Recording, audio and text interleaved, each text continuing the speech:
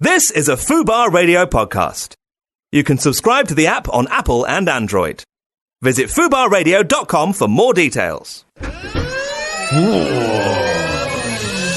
Fubar! Hello, yes. Oh, hello. Hello, people. We're back again. Hello, the nation. Hello, the nation. Can you hear me in Scotland? They said it would never last. And, well, we're clinging on to the wreckage. Clinging on to the wreckage, and we're going to kick off with someone called, it looks shit, Goldie. Goldie? Inner City Live. Oh, he's the one with the chief. That's it. Isn't he? Awful. Not for me. Terrible. Not for me. Not for me. God, what a racket that was. That fella, right, he wants to stick to being in Bond films. That's it. You know? He done Jaws, didn't he? Nah, well, he did have the gold teeth, but I can see how you've made that mistake. Oh, yeah, was that leap. But no, he was from The Spice Who Loves Me, right? That's and it. He's in Moonraker when he bit that cable in half. And that's Goldie? No, that's Jaws. And what does Goldie was in what?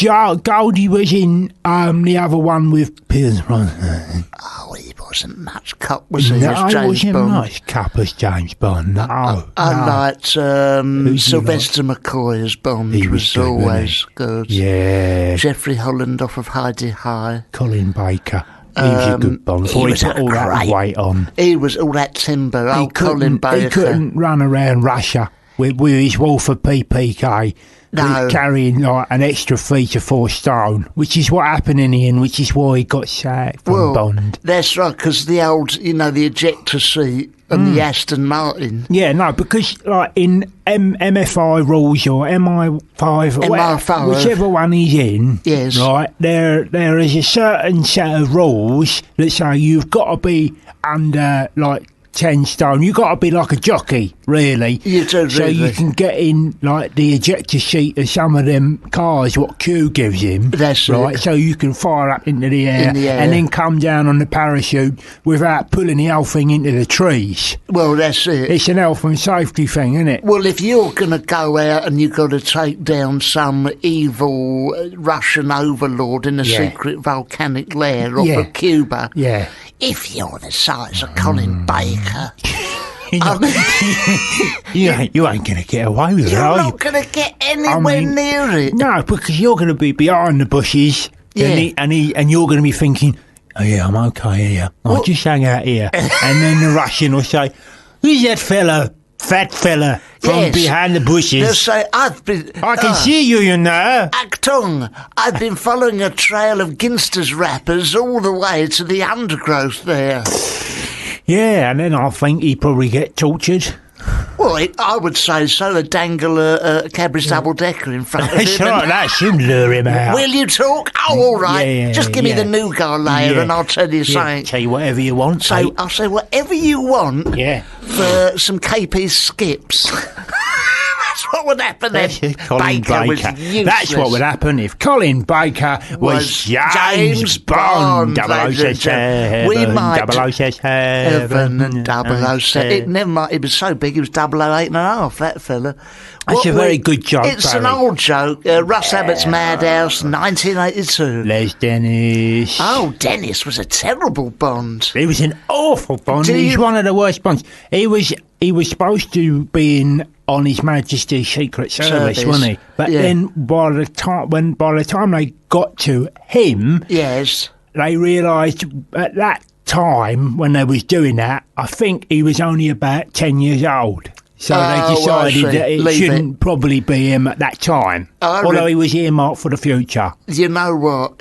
Talking of Abbott's Madhouse. Oh, yeah. Emberg.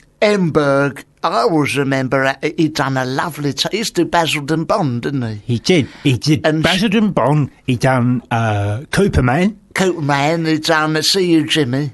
This is Scottish fellow with the ginger Scottish hair. Ginger Scottish hair with the tartan hat on. Yeah, and a kilt on. And a kilt. But Bella That's Emberg... a good character. See You, Jimmy. Oh, isn't it lovely? What a good character. Oh, you wouldn't be allowed to do that no more. Not now, no. Political correctness, the awkward squad. The awkward squad would have come right in with a letter. Oh, yeah. Dear Mr. Abbott, what you're doing on Saturday night is incredibly racist. So why don't you sling your hook, mate? Yeah, exactly. But what I loved about that was Bella Renberg. She used to do... the roly-polies? She done... No, yeah, for the roly-polies. That is Bella Renberg off for the roly-poly. Well, this is a conversation for the kids, isn't it, this, Barry? There's something... I don't know whether it's my phone, but there's a funny noise in my headphone. Mine's turned off. Oh, dear listeners, we got a bit of a technical problem. Which is a shame, because we was in the middle of talking about Bella Renberg. We were on a roly-poly there. No, but what she used to do, she used to play the sexy secretary, Miss Fanny. Do you remember? Now that... She was a femme fatale. She was a femme fatale, wasn't she? She was about 23 stone. Yeah? Gorgeous.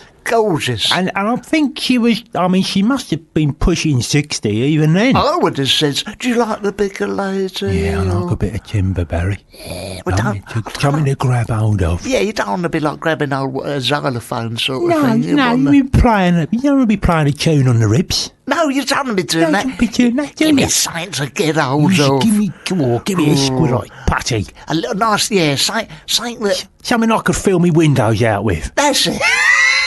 Something that wobbles a bit. Yeah, when you give it a shake, the whole thing moves. If you go to a fun fair and you're on the Mexican hat or something, something that wobbles. That's right. Something that wobbles. Yeah, that's right. Sitting there, you feel vibrations through that's it. Anything...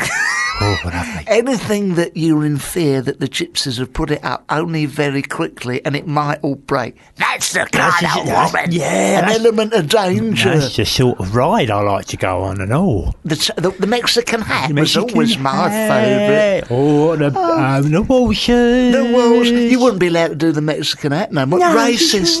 Politically correct. It's gone mad. Gone crazy. I went into... It's gone insane. Lino's Cafe the other day. Oh, I'll have a Spanish omelette. Oh, you'd have thought I'd... you feel like you smashed someone in the face. Yeah. Oh, Spanish, not allowed to have that. Oh, so what are they calling it now then? Mediterranean? Oh, it's Mediterranean, non-specific. Right, that pisses me off. I said I'll have some French fries. Oh, you can't say that. No, can't say that. Do you remember, Barry? Go on. You remember this, Barry? See how we go. Yeah. When the war was on. Yeah, I remember the Second World War or No.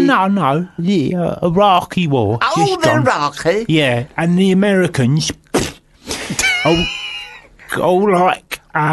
wanted to go and bomb them and all that stuff. Shirty, yeah, a little bit shirty. Yes. I don't know what it was about.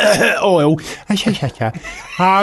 But, they tried to get a load of other people together to help bomb them, right? That's it. And everyone said, I'm not doing that. I don't want to do that. I know where you're going with this. Yeah, you do. Is it freedom? Yes, it is. Yes. Yeah, it is. But I was going to tell the whole story and then get to the end of that. Ignore what I just said. It's like last week, innit, with the Paul McKenna story that I ruined. Oh, that's right. So you're just getting me back there. I am getting you back. So what you're going to say was they were all going to go to some high-level political debate here, ladies and gentlemen. Yeah, they were all going to go and get together and bomb Iraq. Yeah. But the French, of course... 3 reverse gears in their tanks, right? Yeah, they didn't want to have nothing to do with it. That's right. One French tank available, one owner barely used, yes. So, I know, sunburnt armpits. Go on, that's it. That's them. Right. The Americans, right, in America, they changed the name from French fries to Freedom Fries because they didn't want nothing to do with the French. And frankly, I totally back that. You back the Americans? I back that, yeah. You ever been to France? I wouldn't go near it. Well, you are quite near it now. Well, I am now. But, I wouldn't go near it. Go in it. I wouldn't go in it. I wouldn't go over there and in it.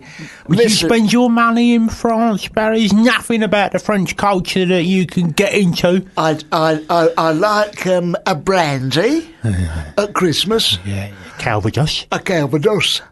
A good French brandy like a Calvados or a Rioja. Or a Martel. A Martel, or a Baileys. Or a Baileys. Yeah, or a Martini. Or a Martini. Or a glass of wine. Or a glass of wine or a beer. Yeah. A bitter, a lager. Nice tap water. A pale ale. Right. A Diet Coke. A Bazik. Oh? A Bazik. What's that, Turkish coffee? It's a Turkish coffee, but I wouldn't touch nothing that's French. The French. The yeah. blinking French. Bloody French, Bloody isn't it? French. I mean, I know I shouldn't say this, right, because it might be a bit dodgy, but... Controversial. Yeah, but I hate them. If there's any French ones listening... Clear off. Clear off on your bike with your hands on listen to something else. Sasha Distill. We don't want you here. No. You're listening to some high-level debate on... Fubar Radio. Fubar Radio. Fubar. What's that? Why haven't we got a... Jingle? Of our own, you know? Well, we haven't made one. I mean, that's hopeless, isn't it? That's... Yeah, I think we've had enough of that. That was a Fubar. It's a police siren, isn't it? Yeah, Fubar. Yeah, don't like that. We don't like that. Right, let's do one. It's Angelos and... Barry, let me go back and see if I can get that to... No, that won't. I don't know how to do that. Doesn't matter. It's Angelos and Barry. And Barry. No French. No. Up yours. On Fubar Radio. On Fubar Radio. It's English, so... Totally English. Up yours. Delos. This is Dance Conspiracy with something called Dub War. Sounds shit already. Oh, my God. This is 3 minutes of your life you won't get back. Crying out loud. Dear. Oh, God. Angelos is throwing some shapes. Yeah, big time. Right, turn it off, Barry, that's enough.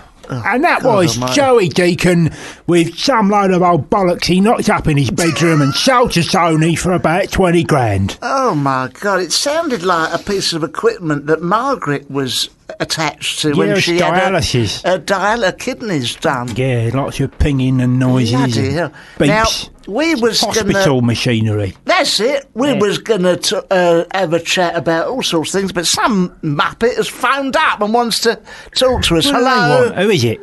Hello, who is it? Hello. Hello. Hello. What do you want? Hello. Wait a minute. What's your name? My name's Matt. Okay. Matt. That's up to you. And where are you from?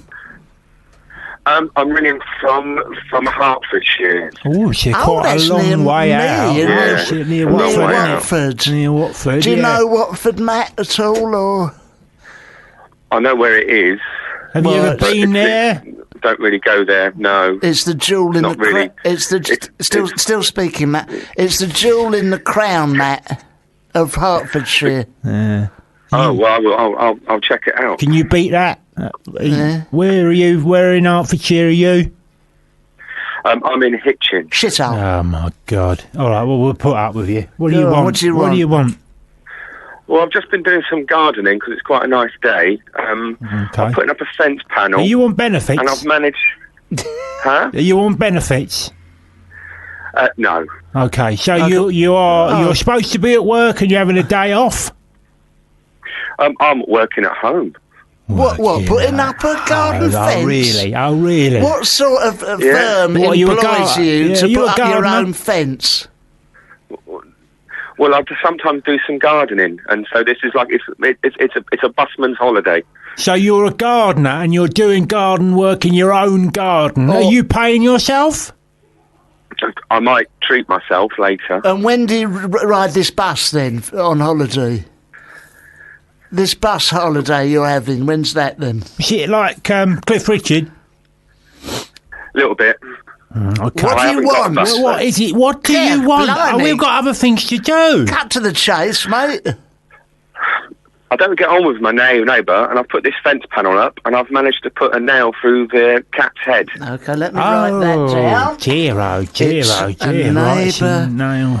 Neighbour, cat's head. I mean, this is pretty severe stuff, Matt, I've got to tell you, and I'm not sure legally where we stand with it. I'll have a look through there. No, legally, what don't want to use any legalese here, but you may be in a bit of shit. In shit with that, yeah. What happened exactly? Talk us through that. How did you do that? How long is this blinking nail? 12 inches. In retrospect, I think it might have been too long. Was the cat behind? It was the other side of the panel, was it, the cat? I assume it was asleep. I mean, there is a chance it was already dead. Right, okay. Angelos Epithemiou, let's go to you. What are your immediate feelings about this situation? What I would do, mate, I would take the nail out of the cat, okay? Have you done that? Have you done that? I'm pulling it out now. Okay, right. Then go into your garden with a spade, dig an hole, stick it in there, cover it up, right? And then just don't mention it. I think what you're talking about there, Angelos, my pal, is the old 1, 2, 3. Yeah, 1, 2, 3. The nail out, then the hole, say nothing. So it's nail, hole, nothing. Just keep stum. Keep stum. They'll probably just forget about it anyway. So it's the old 1, 2, 3, basically. That is good. The only thing is, when I said cat, I actually meant wife. Oh, this geezer's a time waster. Oh, dear. This is trickier. But what I would do is just the same thing. But a bigger hole. Yeah, is she dead? Slightly bigger hole. Is she dead, or there's a chance you could revive her? She might have been dead already. I know the neighbour might have been trying to get rid of her. Exactly. Angelos, have you come across this sort of thing before? Yeah, loads You're of putting times. up a fence, you hit a nail. No, it's a common, like, if you ever listen to Gardener's World on Radio 4, you get this a lot. Yeah. And they'll give you slightly different advice to what I'm giving you, but I'm telling you, right, to take the nail out, dig the hole, stick her in the hole, and then just say nothing. And honestly, after a month or so, he'll just forget about it. If you've heard gardeners, well, they're often talking about pulling off the dead heads. I wouldn't do that. I'd keep that on. Yeah, exactly. And just big hole. I would do it under cover of night, really. Yeah, do it at night. Tip her in, and cover it over, and go on a holiday, or go on holiday for about 2 weeks, and go on your busman's holiday, and then by the time you get back, I think that should be fine. All right, Matt. Okay. That's okay. That is brilliant. Okay, mate. Well, look, you have a lovely evening, lovely day, whatever it is you're doing. I don't really give a shit. But have a nice time. Yeah, put in the garage before you're ready, and then night falls. Yeah, tip her in a big hole, cover it up, and then clear off. That is brilliant advice. All right, mate. Lovely to hear from you. Lovely to hear from you. Are you going away on holiday at all this year, or? No, I'm not. No. Probably now, yeah. Oh, yeah, no, you will be now, you want to clear off to the Costa for a couple of weeks. That's what I do. I think that's probably best. Okay, lovely. So lovely to hear from you. Lovely. Okay, all right. Okay, Matt. Bye-bye. God bless. Bye-bye. Bye-bye. Here we go. Bye. Bye-bye. But is it not gone yet? Bye-bye. Bye-bye. Bye, Matt. Bye-bye, mate. Bye-bye. So that's our first murderer on the show. Yeah, well, I mean, if you've got any murder problems, give us a bell, or alternatively, send us an email. Send us an email or a stamped address postcard. To... I don't know what we do with that. Barry at foodbarradio.com. Ladies and gentlemen. I mean, I don't go in for gardening all that much myself. No. What we've done with ours, it's a controversial What have you done? we basically wiped out any greenery in our back garden. It's the whole thing has been concreted. Oh, right. And nice. any plants or any of that, I find it saves on cutting the lawn. Well, yeah, I mean, you don't want to be out at the back of the garden, like, bent over all the time, do you, Barry? Not with your back. Not with my back. So just rip it all up. And just stick a load of concrete down. I mean, there's a lot of talk about all this conservation nonsense. That's all bollocks, isn't it? What a lot of tree-hugging, trendy, lefty... Swampy crap. Yeah. Get a load of tarmac, concrete it all, and I'll tell you something, you won't have to worry about it. Yeah, I mean, you can paint it green. There's nothing to say. You call an Englishman's home is his castle, and if you want a concrete on the back of that garden, that is entirely up to you. Yeah. Don't listen to all this absolute crap. Rubbish. Do you know what I done with my garden, Gary? What did you do? Gary, No, just for the same as you, really. Just for sort of ease and just so I didn't have to manage it. What did you do? I sold it to Tesco's. And they stuck that mini... they stuck a Tesco Express in there. Look, mate, if you want to pop out for some eggs... I just open the back door and I'm there. Some Wessler's hot dog things. Yeah, microwave hamburger. The microwave hamburger which I do like. Cheese strings. Yeah, Cadbury's cream egg times 2. Yoplait, Yakult. That's it. Any of those. Any of the yoghurts. Petit Falou. Any of the European yoghurts. Any major European yogurt. Bifidus. Yeah, why not? I don't know what that means, but it's one of them. Something to do with the Acropolis. There's an Acropolis yogurt out there. Any of that, and I dare say you get quite a few points. Build up the points. Because I'm in there because it's part of my house essentially. It's built onto the back of my house. They give me 30 points a month free anyway, because that was the deal I done with them. I say sell it to them. I said, just give me 30 or 40 points a month. And to be honest with you, I'm happy with that. Absolutely. I'm happy with that. Well, to all you ecologists, weenie greenies out there. Stuff it up your arse. Stuff it up your arse. And this is another lot of old shit. Dub War. Oh, my God. Dance. I'll tell you what, man. This is rubbish. Dance conspiracy. Is it? Well, the only conspiracy here is who found this song and stuck it on the playlist. Yeah. Something's going on. Yeah. Oh, look. It's all hate this sort of thing. Crap. Harmony. Sweet harmony. On reflection, I quite like that one. Yeah, I like it. Yeah, I'm sorry I started getting off before I don't like it that much. Right, turn it off.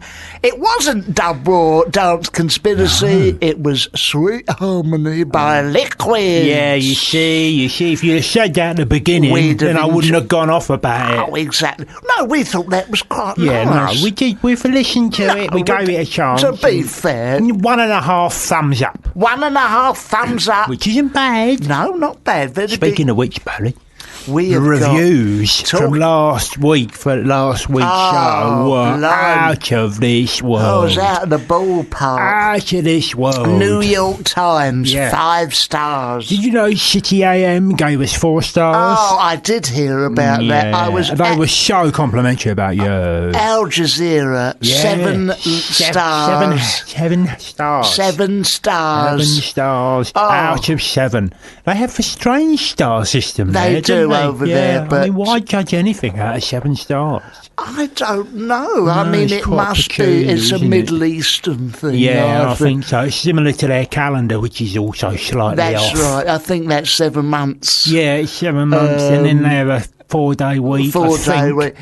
Ours is not to question. No, I'm not saying anything. They can do what they like. They can do what they like. I didn't. No, nothing. They're not French, are they? No, because I'm not getting on the wrong side of that. No, that lot ain't an idiot. Blimey. Cool, dear. They give us 1 star. 1 star. Thank you very much. Thank you. Thank you. And just so you know, if anyone from Al Jazeera is listening, you're welcome on this show anytime you like, and you can talk about whatever you want. You like. I don't care. No. Watford Observer, 5 stars. Yeah. Well, that's standard. That's a standard. They do like us. Yeah. It's nice that they keep reviewing us every week. And they all, do, don't they? Yeah, they don't stop. They don't stop, but we're very, very popular, and we would like to thank each and every one of you for joining us individually on this special night. Yeah. What we have not done yet. We haven't sold the show. We haven't sold the show. We haven't set it up to let you know what it is, if you stick with us, what it is what you was going to be getting. Today on the Angelos and Barry show. No, he's changed the names round there. The Barry. I'm happy with an Angelos show. And Barry's show. You know, French needs a bit of work there. We have got on the show Rob Deering, who is a top comedian, a top one. And he's the one with the guitar, isn't he? He done the guitar. He's a bit of a rent-a-gob. You know, any of those programmes, you know, like Top 50 Countdown. He'd turn up on that, wouldn't he? Oh, he'd turn up on anything. He's got a mortgage to pay, Barry. Who are these people who are so... They've got so many opinions about... But who goes, what? I was, who puts these lists together? Who puts them together? Because I've never been asked what my favourite Channel 4 moment was. Exactly. Never. Exactly, and I know all about Channel 4 moments, mate, and if you don't come to me, right, then who are you going to? Who are you turning to for this stuff? Who are all these? Are they on a list? My favourite moment is when it fucking turns off every night. Yeah. The little white dot disappears. Favourite moment. Favourite moment. About 1 o'clock in the morning every night when we turn it off and go to bed. Yeah, Channel 4 and the French. So who else? Rob Deering, he plays a guitar. He was made famous for playing the theme from the Vodafone. Is that Rob? Yeah, he played. Is that him? That's him. Yeah, maybe he'll bring his guitar in and talk about that. He appeared in a special edition of The Weakest Link. Did he? How did he get on? He won the show and answered all his questions. A bit of a clever close. Right. He took part in the Laughing for a Change project in 2014, aimed at raising awareness of mental health. Some worthy nonsense. Do-gooder. He's a do-gooder. He's a rent-a-gob and a do-gooder. He's a do-gooder. He guests on shows including Banter 4. No, Banter 4. Anything called Banter sounds rubbish. Banter. What show is that on then? It's probably a Radio 4 thing. At the Fringe at BBC Radio 4. Edinburgh? Yeah, something like that. He does all that, does he? But I'll tell you what. Go on. The Guardian called him ingenious and hilarious. Oh, well, they know what they're talking about. I'll be the judge of that. Yeah, but they gave us 5 stars. Yes, so quite right, he must be. But bona fide. Seal of approvals. Seal of approvals. We've also got coming on... Who else have we got coming on? We've got Mark Baisley, who is currently in, get this, he's in... As in Fatal Attraction in the West End of London. Really, and that's got in Kristen Davis off of Sex the City, Natasha Macaron in the play. Yeah, who else is in it? Who else is in it? A load of other idiots. Who else is in it? Oh, there's another fella Who else is in it? I can't say. There's another fella. Who else is in it? Who else? There's a friend of mine in it. Is it? It's called Alex. A fella called Alex in it. He's done very well in that show, hasn't he? He's done very well. He's done very well in a dodgy show. Now, Mark, who's coming in later, we're not talking about the Alex and the Mark. TV work includes... It's worth going to see, though, isn't it? It's worth going to see. The show. He's been in The Queen. He's not literally been in The Queen. No, he can be executed for that. That would be terrible. He's had his head lopped off. Imagine that. Let's not imagine that. The damned... I think that's treason. That really, to even imagine it is... treasonable offence. You'd be chucked in the tower. I'd imagine you can be thrown in the tower to even think about kissing her nipples. I reckon that is treason. Well, there must be like a rule book somewhere. I think there is. A Frenchie is out. Is this on the internet?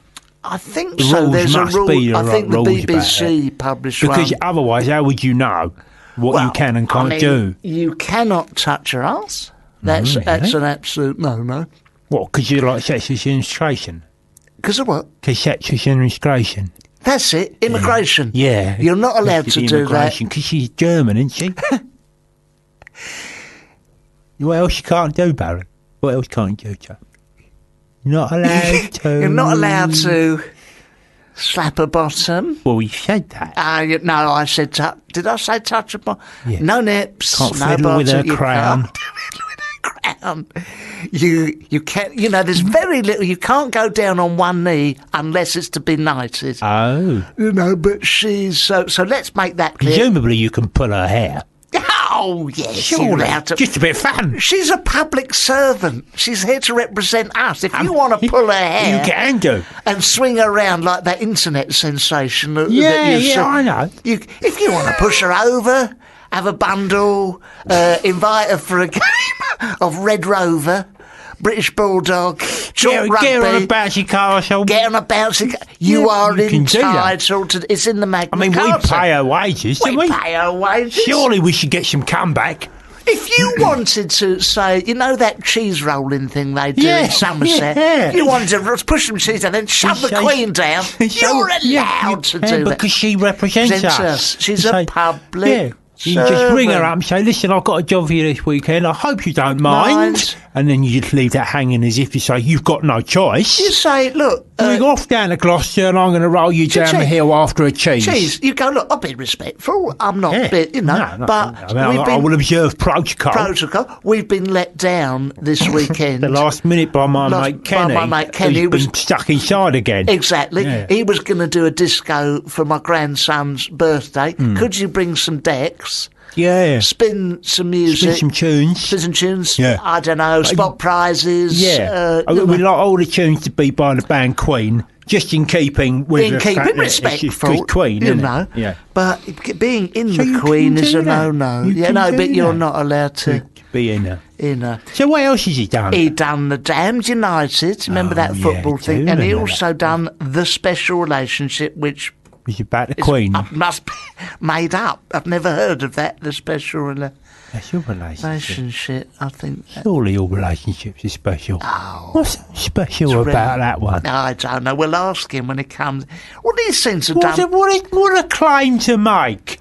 He's been in the special relationship. We've all been in a special relationship. He drives me up the wall already. This bloke, I've never even met him. Let him. Oh, God, I don't think ban him. I mean, he comes in claiming to have sexual intercourse with the Queen. Disgusting. I want him banned before he even gets in the building. So we might not have him on. So this geezer might not be on.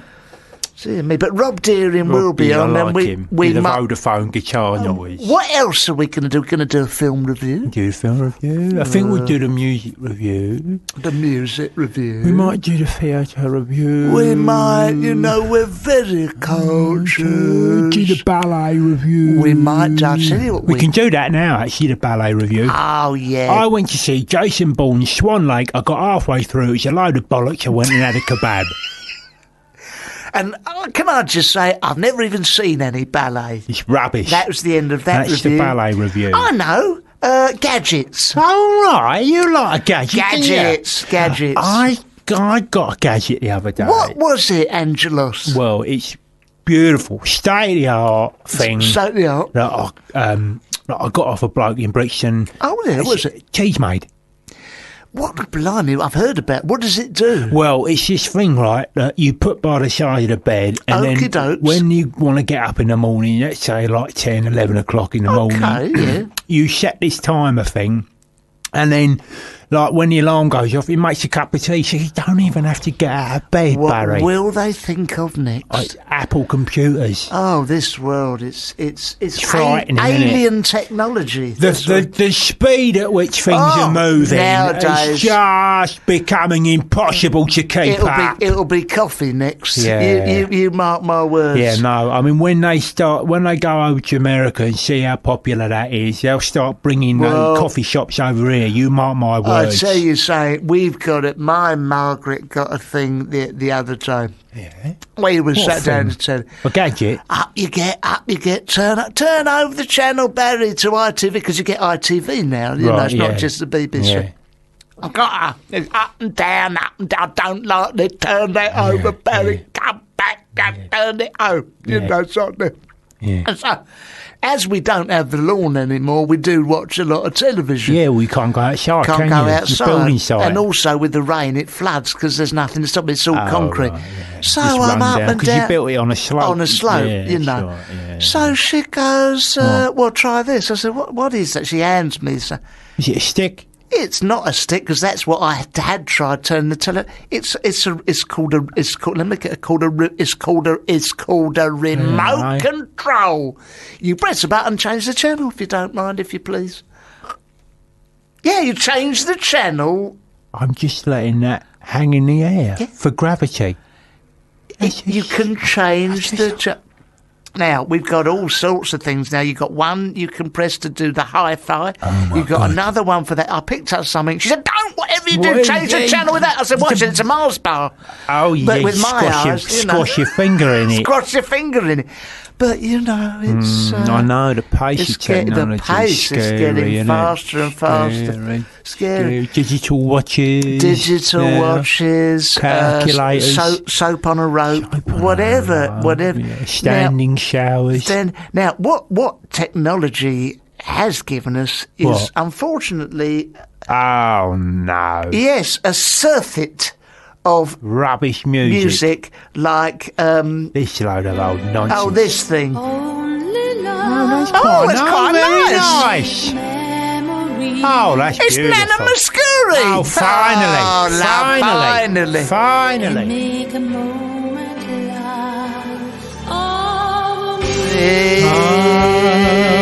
Lovely. At last. Absolutely. Heaven. A haunting melody. Do you know I could listen to her forever, Barry? I could listen to her forever. Nana Muscuri, one of the great Greek singers, along with Angelos and Demis Roussos, and that's it. Jackie Onassis. And I would imagine she sang in the bath. Yeah, and Odysseus, the god. Yes. The Greek. Yes. Great God. Yeah. What's going on now? Oh, we have got some treats coming up for you. Okay. Our special guest has arrived. He's in the other room. He's limbering up. There he is. He's got a Star Wars t-shirt on. Very looks nice. Like a lot of fun. Very retro. And in the meantime, someone else has phoned up. I don't know what they want exactly. Let's see who's on. Ringing up the station. On line 2. There's only one line. Hello. Hello. Hello. He's laughing away. Jolly fella. Jolly giant. What's your name? Yeah. What's your name? It's Robert. Hello, Robert. How old are you? Right. Yeah. I'm good. Just got a bit of a problem for you guys to help me out with. No. Listen to what I'm saying, Robert. I said, how old are you? Oh, sorry, I'm 23. Oh, God, okay. Child. All right, okay. What do you want? Help doing up your laces? Yeah. What is it? Can't do your school tie? Yeah, okay. Yeah, this is some it. bird in the playground you fancy? Yeah, what can we help you with, son? Yeah, the best sweet is the curly whirly. So, if that helps. Go on, what is it, mate? Basically... Where are you it's my brother's birthday at the weekend. I'm from Leeds. Oh, I could tell, yeah. Go on. Oh, yeah, go on then. We won't hold that against you. It's nice, and he can come again. Jolly fella. Rob, what was you saying about your brother? Get on with it, Rob. We've got all day. Yeah, sorry, yeah. It's my brother's birthday at the weekend. Yes. How old was he? But the missus he wants me to go out with the lads. What? He wants me to go out with the lads. Right. But then my missus has booked a weekend away and I don't know what to do. Right, okay. A dilemma. Let's just one sec. First of all, can you come off that dual carriageway that you're standing on? That's probably where he lives, Barry. You know what they're like up there. What? You boys are stopping from jumping. Good. Well, just hang on in there, Rob. Hang on in there, Robert.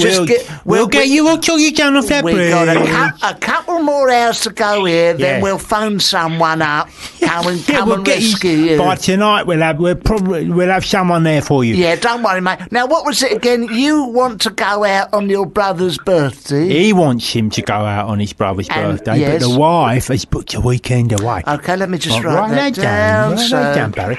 Now, Rob, let's get some finer details from you. Where is the missus wanting you to go with her?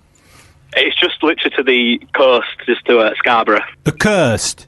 The coast. To Scarborough. To Scarborough, all right. So she booked a bed and breakfast, something like that? Yeah, just something small, a nice little getaway. Okay, all right. So, and where do the lads want you to go? What's that, sorry? Where do the lads want you to go? Oh, they want me to go on a night out in Manchester. Blimey.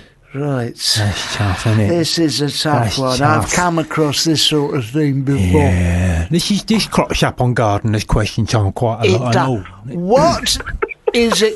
What's going to happen in Manchester? What is it? How does the evening break down? How does it break down? What's the schedule?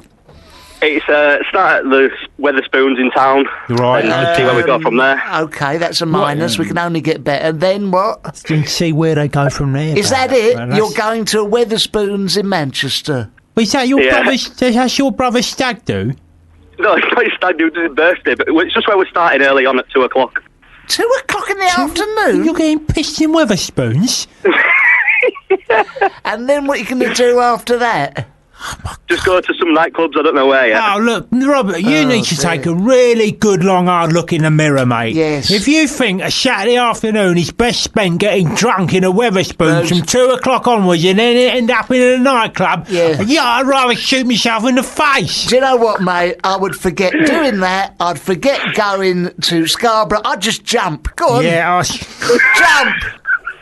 Honestly, this is what you call Hobson's choice. You are stuck between a rock and a hard place. They are both shit alternatives. Yes, exactly. Right, and the prospect of doing either of them things is awful. I think what you should do is go and see a life coach. Yes. And you need to change many things about your life. You know what? Change comes from within, mate. You got to change the inside outwards. What will it entail? What will it happen going to Scarborough with your wife?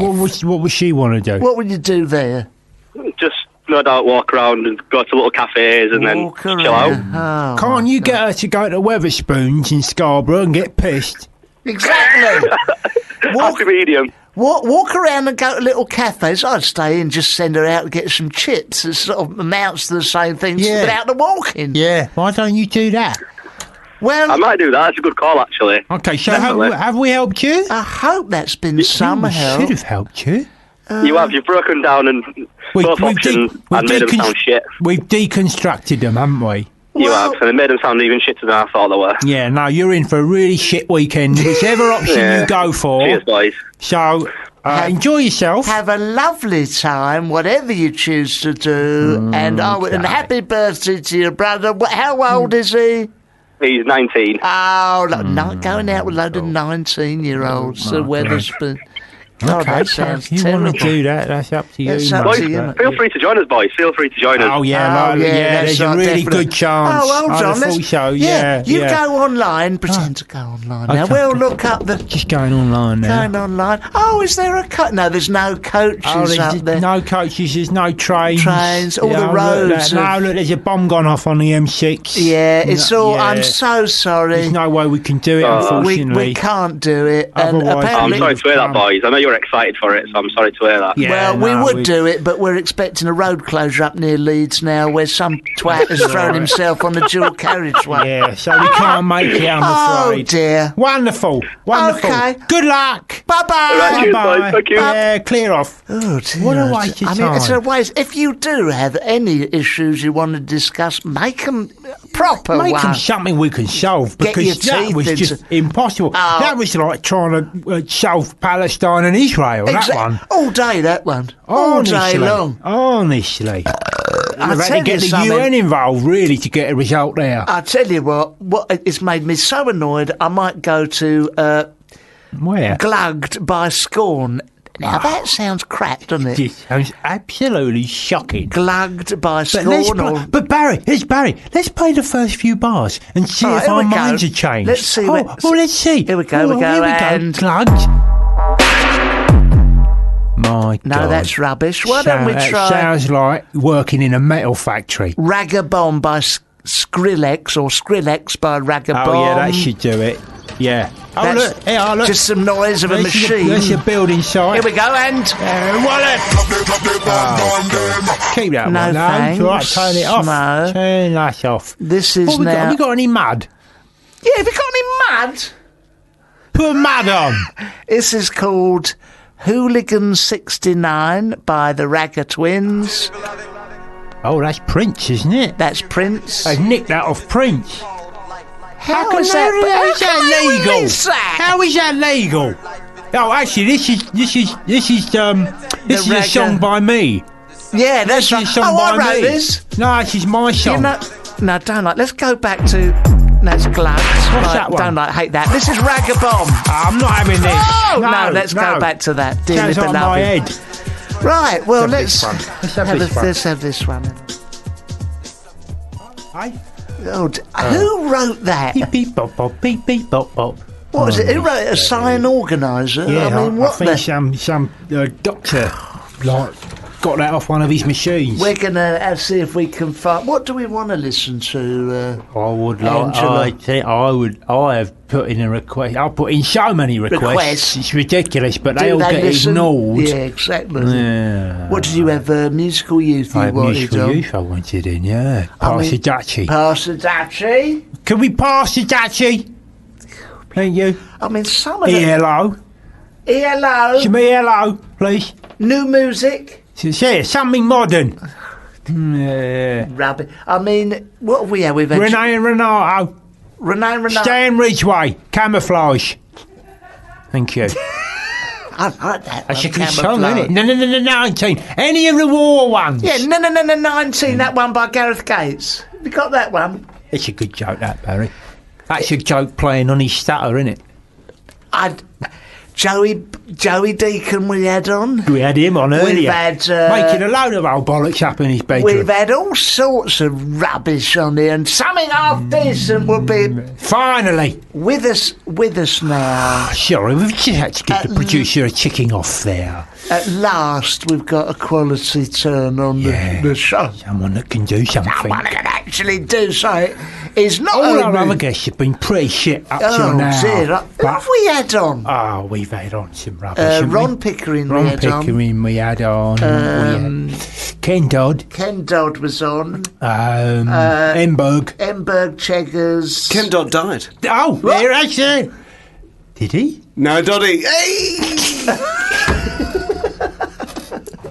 See? Do you see? We're in the presence of a master. Come on, put our socks up. We are going to have to come out with some gold He's a comedian, a guitarist, and a writer. He's the host and writer of 3 series of Out to Lunch on BBC Radio 2, 99 Things to Do Before You Die on Channel 5. Yeah. In 2007, he won The Weakest Link. Yes. What's she like in real life? Thin. Nicer. Nicer. But I didn't tell her I had Welsh relatives. Oh, she don't like the Welsh. What's her problem? Yeah, I don't know. What is her problem? Does she know any of the answers? Because she likes to tick you off. You don't know the answers. Well, do you know them? I don't know them. No, but that's what I'll say to her. Do you know them? No, I don't know them. No, but I'd say to her, do you know them? No, I don't know. I don't know them. I'd say to her, do you know them? No, I don't know them, Barry. He also done Laughing for a Change aimed to raise awareness of mental health. He done that's a charity thing, 2013. He done his latest solo show called The One. I've got a new one now. Oh, what's it? The Two. The number 2. Come on. He's here. He's Rob Deering, and we're delighted. Good morning. Good. That was a good intro, wasn't it? Yeah, I enjoyed that. I was hoping that would go on for a bit longer. Rob, you are here. Normally, we have people who want to flog something. Let's get that out. What do you want to flog? Oh, well, I've got gigs. Okay, where are they? In Brighton, Cardiff. Brighton, Where in Brighton? I'm in Brighton this weekend at the Comedian. Oh, that's a good one. Oh, that's a proper one, isn't it? You can tell how good he is from he does that, and I know that we've done gigs at Ruislip Golf Club, which is not quite top-notch. That's the place. That's where the bloke used to come on, do his own intro, walk off and come on again, wasn't it? Yeah, and it was called the Comedy Bunker. I was very relieved when I got there and it was a golf course, because I thought it was more... Oh, okay, yeah. There was a Hitlery... I see what you mean. Yeah. But you are a genius with a guitar. Oh. It's not just the jokes, is it? You're kind of musical and all. Yeah. And Angelos likes to think, what was that thing he'd done? I do like that one you do with the guitar where you played a mobile phone tune. You know the one where you do the mobile phone tune. Yeah. You do the mobile phone tune, you know. No, that one. No, that one where you do the... Will you play that for us? That one you do with the mobile phone tune? Oh.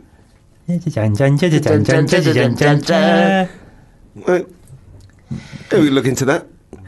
Well, that's something, isn't it, Barry? Might be the wrong... That's something. I will look into that. Maybe it's not him what does that. No, it's not... Any other tunes you can do? Yeah, I got my guitar. Get out, for God's sake. 15 minutes to fill. Yeah. Might not be him who does that tune. No. See what else he's got. Do slapstick as well. It's good on the radio. If he was in here just now, you'd love that. That was very funny. The timing is superb. Is it... Oh, that's it. Hold on a minute. What's that one? It's Bob Marley. Country and western, isn't it? No. If you know what this song is, please tweet in or ring us. Yeah. Unless we'll let you know and then don't bother. Rob, what is that? Don't tell me. Don't tell him. Rob, what is that? Don't tell me. Okay. Oh, is that what it's called? It's called Don't Tell Me. Oh, he's calling Don't Tell Me. Who's by it? Who's that by? It's Madonna. No, he's tying us up in verbal knots, this fella. It's like he's done this before. Madonna had a song called Don't Tell Me. Yeah. It's the one with the rodeo. Yeah. It was all broken. All the bales of hay.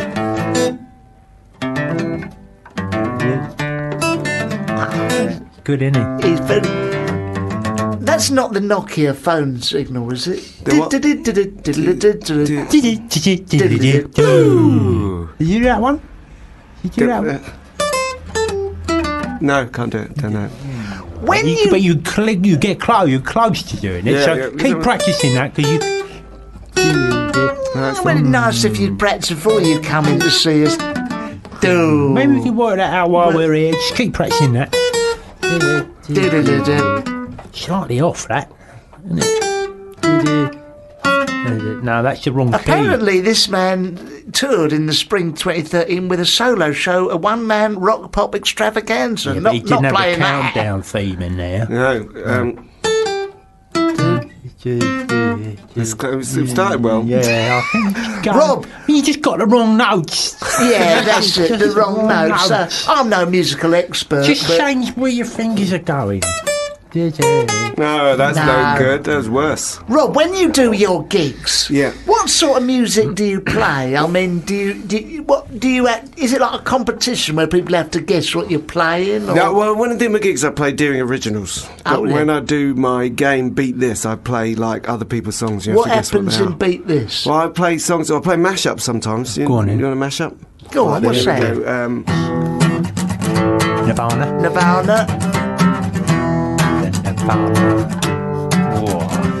You can dance, you can a bit of ABBA in the time of life. Oh, we like that. Watch that scene, digging the dancing queen. riding out and the lights are low. Looking out for a place. It goes on. You see how that goes? Oh, see, that's clever. Cool. That is very clever. And that's like, that's in the game show, is it? I do this show called Beat This. How does it work? How does it work then?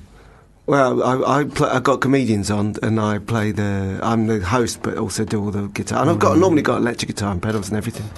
And then they've got. How much that cost? I spin away then, so I'm not quite in control of my store.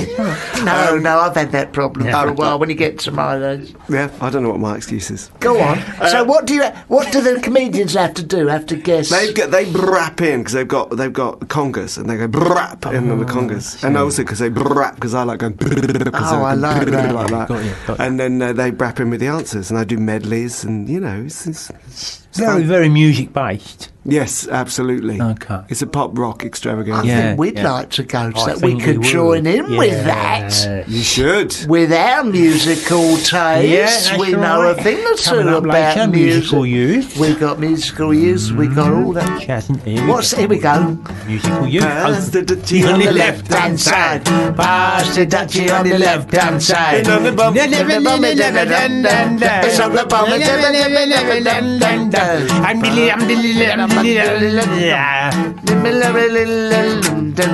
oh, Postman Pat, Postman Pat, Postman Pat, and his black and white cat. Every in the morning, just as day is dawning, pass the duchy on the left hand side. That's tremendous. You can't. Clearly we qualified. You cannot rehearse that kind of symmetry. It was like Miles Davis when it was like Strange Brew. Let's do another little mash-up between. Let's start with something. See what we can come up with. What do you want? Okay. Something rock and poppy. What about First I Was Afraid I Was Petrified? First I was afraid I was petrified. Shaking in me boots. Thinking I could never live without you by my side. But then I spent so many nights thinking how you did me wrong, and I grew strong. Where's this gonna go? And I knew how to get along, and now you're back out of space. I don't know the words. With that look upon your face. This is Spanish. The Spanish version. I'll hear I'm off to sunny Spain. Viva España. I'll take it the Costa Brava plane. Viva España. Oh, it works so beautifully. You can do it with practically anything. You can do it with anything. Postman Pat, and his black and white cat. That does fit over everything. Oh, it's wonderful. Always come back to Postman Pat. How do we do it? I think if you are musical minded. Yeah, no, like if it's us, ingrained in there. If it's ingrained in there, it's very easy. How did you get started with all this then, Rob? How long you been doing this for? Musical comedy. Yes. Well, let's say comedy. Start off with comedy. About 15 years now. Okay, and right, let's add music to that. Music, 25 years. Wow. So you was doing music first. So hold on a minute, Barry. I think we know what was going to happen. You wanted to be like a rock star. Oh, that's it. Yeah. Didn't work out. I was in a rock band for a bit. I was in a really heavy rock band. Which one? Heavy but very tidy. Called OCDC. OCDC. Okay. So they done all the covers today? ACDC? No, it was Joe. Okay. So you like the rock getting like, well, let's just. I want to play music, but I want to be on the stage. So the best way to do it is like comedy. Yeah, exactly. You say like this in mention. And then I was a comedian without music, but then the music crept in. Yeah, it will do, won't it? It will. When it's in your bones, like it is with you. Yeah. And how have you... This is the sort of thing they ask comedians. And how have you seen the scene change over the years? That's a good one. I've seen the bit around me stay very the same. Really? It's changed a lot for everyone else. Well, you're doing Ruislip Golf Club Comedy Bunker. You must be doing something right. Going to Brighton on Saturday. I mean, they do... you can get chipped chips in a basket. They've got a meal deal. That's a night out, isn't it? They got the lot there. So I wouldn't knock it, mate. You're going up in the world. You shared the bill with me on one occasion. That's right. How long ago was that then? A couple of years ago. Was it? Okay. Seems like yesterday. Yeah, it seems like yesterday. Quick, but it goes quick. But what about everyone's always saying, "Oh, the business is dying. There won't be no more comedy." Is that true? No, I think clubs are on the up and up this year. I think people are going to gigs again. If we were to, like you and me, were to do a gig or try and get a gig, what are the best clubs to do? The Comedy Store, the Glee clubs, the you stand. play all of these? I've tried doing them. Which clubs, one? Rob. Which one? I've done the Glee Club. Oh God! How'd it go? Oh, Barry. I did the Glee Club in Cardiff, Barry. How was it? I'm there in a couple of weeks. They're nice, the Welsh audiences. Oh, the club, don't get me wrong, it's good. But, you know. Yeah, I know. Do you know what I mean? I done Jongleurs in Bristol. Yeah, have you done that one? I did that not long ago, yeah. Okay, I'll tell you the worst gig in London, which I've done. Jongleurs in Croydon. This is spirit, isn't it? This is a good conversation. That was a frightening place to be. Oh, my God. It was terrible. And I think it's more the Croydon than the Jongleurs that's the problem. Yeah. For anyone, Maria, if you're listening, no problem with Jongleurs as a you should at Jongleurs. Jongleurs. You call it Jongleurs. You give it the French. Yeah. I don't Très bon. I mean, everyone else calls it Jongleurs. Jongleurs. You're like Jongleurs. But I've done a gig there with Mickey Hutton, right? Oh, Mickey Hutton. And is he from Hangar 44? That's it. And I was just about to go on, and he said to me, "Nah, character acts don't work on this stage. Good luck." And I got on there, and it was character act. Character act. No, cataracts. Don't have cataracts. You can't see the audience. But it was hellish. Was it? Oh, it was horrible. God. Oh, God. Do you know? I mean, you must have some horror stories. Oh, I bet you tell us some horror stories. I mean, you must have died on your arse like not him. He's proper. He's proper. You're right, yeah. Showbiz. You ever crashed and burned? I got quite badly bitten on the arse. By a dog? No, by a woman. Where? Good story. Not on the arse. It was a little place in Soho, and I was in. It was someone's party. It was all quite exciting. Is this a gig or is this just like a private thing? It was a gig. Okay. It was supposed to be a gig. I did that thing you said, like the rice lip guy. I said I'm going to go off and introduce myself. That's it. So I went off and got everyone cheering, and I was standing in the aisle, and this woman just bent over and she bit me hard. She drew blood through my jeans. Oh my God. Really? Yeah. Did you ask her why she's done that? Oh, yes. You didn't die in your arse, but you got bruised on it. Yeah, that's right. I died through blood poisoning. Oh my God. And what happened? What did you say to that? What did you do to her? I don't know why. She didn't respond. I mean, I go, why?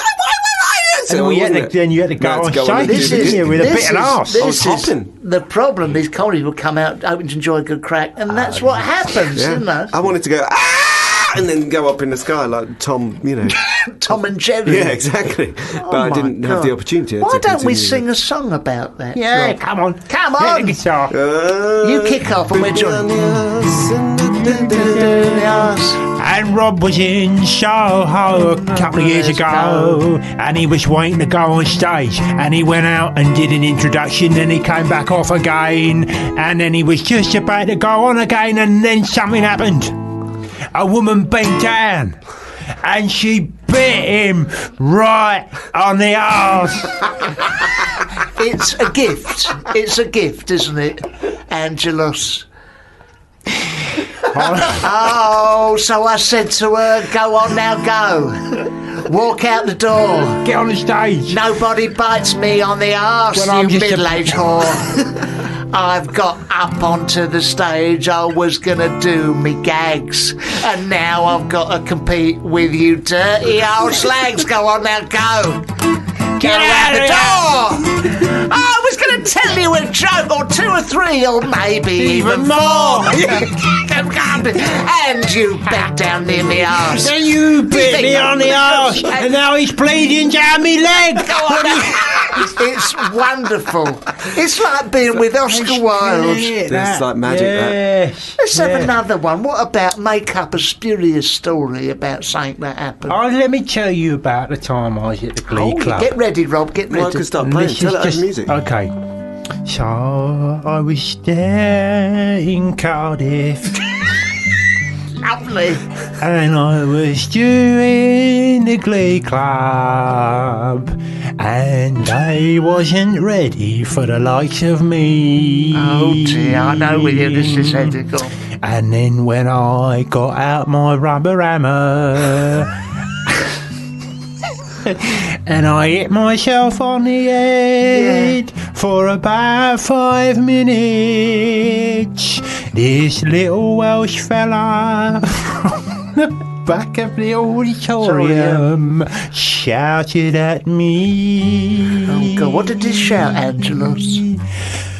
We don't get it! Oh dear, oh dear. I love that he said we. He was a spokesman. He spoke for the whole group.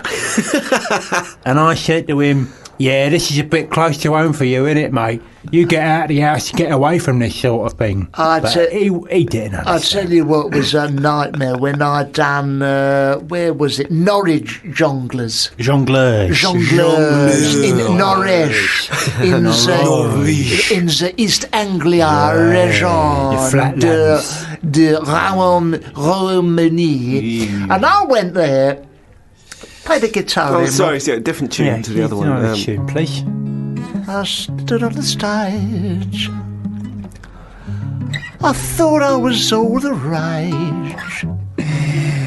I pulled out of my case. Oh, yeah? My ventriloquist doll with a funny face. He's called Ronald. Oh, my God. True story. I started to do my act. Oh, dear. They thought I was pretty grand. I done Donald's voice, which goes. It's Donald Duck, isn't it? It's a version of Ronald Duck. He nicked it. And as I put him back in his case, I was feeling fairly red-faced. And then I heard it happen. What happened, Ben? A clapping started. I thought it was funny. I was an off-chuff. A man looked up at me as if he was clapping, and then I realised he was doing it ironically. An ironic clap. I did not feel a twat. He started clapping, and everybody started clapping. He started ripping the tablecloth. You know they have those paper tablecloths in jongleurs. It was an awful. They were taking the piss out of you. Yes, taking the piss. And I was nearly amiss. I started to bow. I've got to get out now. And I slipped off the stage with me tail between me legs. Oi! Barry went off to the sound of his own footsteps. I really did. But you know, they start applauding. You think, oh, they like that. Yeah. And oh no, the horror! No. It was like Tony Blair at the WI. Well, exactly. I thought they're loving this. It was a nightmare, and I'm not doing it no more because I won't put myself through. Why should you? Why should you? They aren't ready for me. Give them the time of day. You know. So instead, we done so it. you here. see, Rob, our pedigree. Our problems stem from the fact that people don't like us. No. Now, what do you do about that? Just get bitten on the arse. You do it for 25 in a way, years. I think that woman liked me too much. Yeah, I think so. I think, in a way, she had something on you, didn't she? I mean, like her teeth. Yeah, that's right. In him. All the way in. In his buttocks. And also, I've got not much back there. You know, I was a big fella at the time, but still, Do you know what? You have lost weight. A lot of weight. You lost a lot of weight. How did you do that? It was a midlife crisis. What, you couldn't get enough down your neck as you got older, is that it? Yeah, that would be a crisis, wouldn't it? Because I don't know what I'd do without my food. Yeah, no, I did. I started eating less and drinking and stopped drinking lager. Let me write that down. Started running. Let me write that down. It's complicated. Eat less. I call it the L. The E-L-R diet. So you eat less. SDO. Well, you don't drink no lager. Stop drinking lager. Stop drinking lager. Stop drinking lager. Goodness that helps. me, whatever next. And what was the other one? Do some exercise. You run. So you could sum it up as healthy diet and exercise. Oh, don't get too technical. Yeah, I'm not a doctor. No.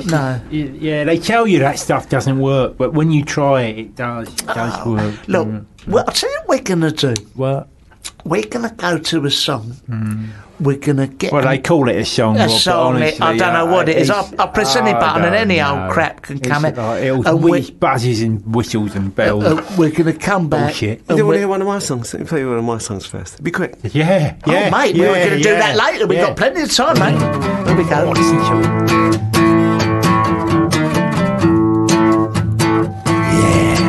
I need a lawnmower. This is just a strimmer. That's from an album I did called the Angry Gardener album. It's a good album. Love it. This is in keeping with the phone-in we had earlier when we had some gardening issues. So this is perfect. We've got one more little buzz to give us. Who's had my secretary? Another one from the same album. Listen, we're going to come back with plenty more fantastic Rob Deering stuff. After this, After this crap. I'm sorry. Oh, God. I'm sorry about the general this. Consensus is this is so awful that we're going to go. We can't go on with this. This is unbelievable. Let's try it. Let's try this. Oh, God. Yeah. Oh, how about this? Oh, lovely. This is a bit more like it. There's music to my ears. We'll be back in a minute. Oh, that is wonderful. Can't laugh. That could have gone and I can't sing. I sound rather like Rob Deering. Who's in the studio with us. We're just slagging you off there, Rob. That's a joke, Rob. That's in Four Weddings and a Funeral, isn't it? They sing that at the wedding, first wedding. And Four Weddings and a Funeral 20 years ago this year. Oh, okay. Well, Kurt Cobain died 20 years ago this year. Yeah. So, Go. Kurt Cobain. Four Weddings and a Funeral. For weddings and a funeral. Kurt Cobain. And a you gone went to a wedding with Marmalade Atkins, but they were late. It turned out he was the best man, forgot the rings. Oh, what a state for weddings and a funeral. For weddings and a funeral. Simon Cowell. I tell you what.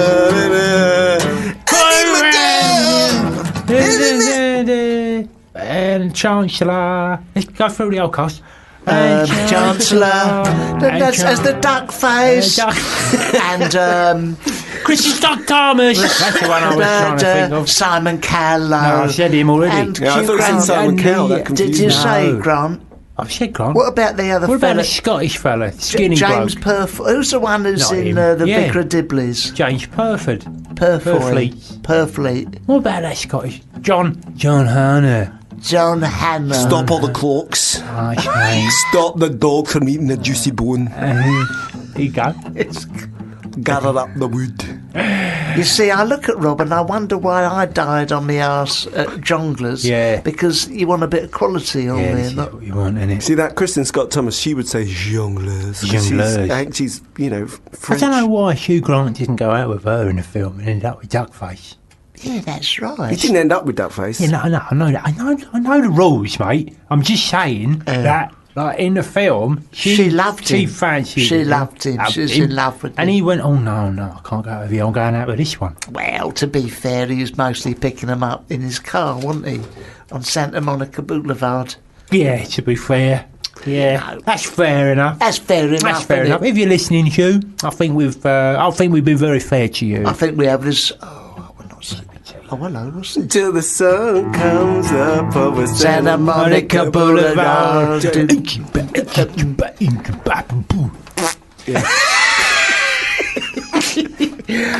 think it's Sheryl Crow, isn't it? Yeah. Do you know anything else about crows? Any other songs about crows? Counting Crows. What was that song? Take the black off a crow. Oh. Cause I said so. I'm obsessed with that. Don't Tell Me by Madonna. I don't know what I was thinking. You sure that's Madonna, that one? Yeah. It's Madonna. Yeah. Can we have Madonna on, please? Yeah, can like we a have virgin. Madonna? I made it through the wilderness. Right. Yeah. Somehow I made it through. You know, Didn't know how lost I was. I was in the zoo. Oh, it's an animal one. she, I think about her, she is proof that you can, let this be a warning to you, Rob, you can do too much exercise. Because you She's see like her, chicken she's all them, gizzard. she's got all them gizzards, she's got all them veins on her arms. Now, when she plays air guitar like that, she actually gets some notes out of it. Yeah. Because she's got, it's all horrible, isn't it? It's all veiny. It's like she's off a cancer skating Glasgow She about does. 1985.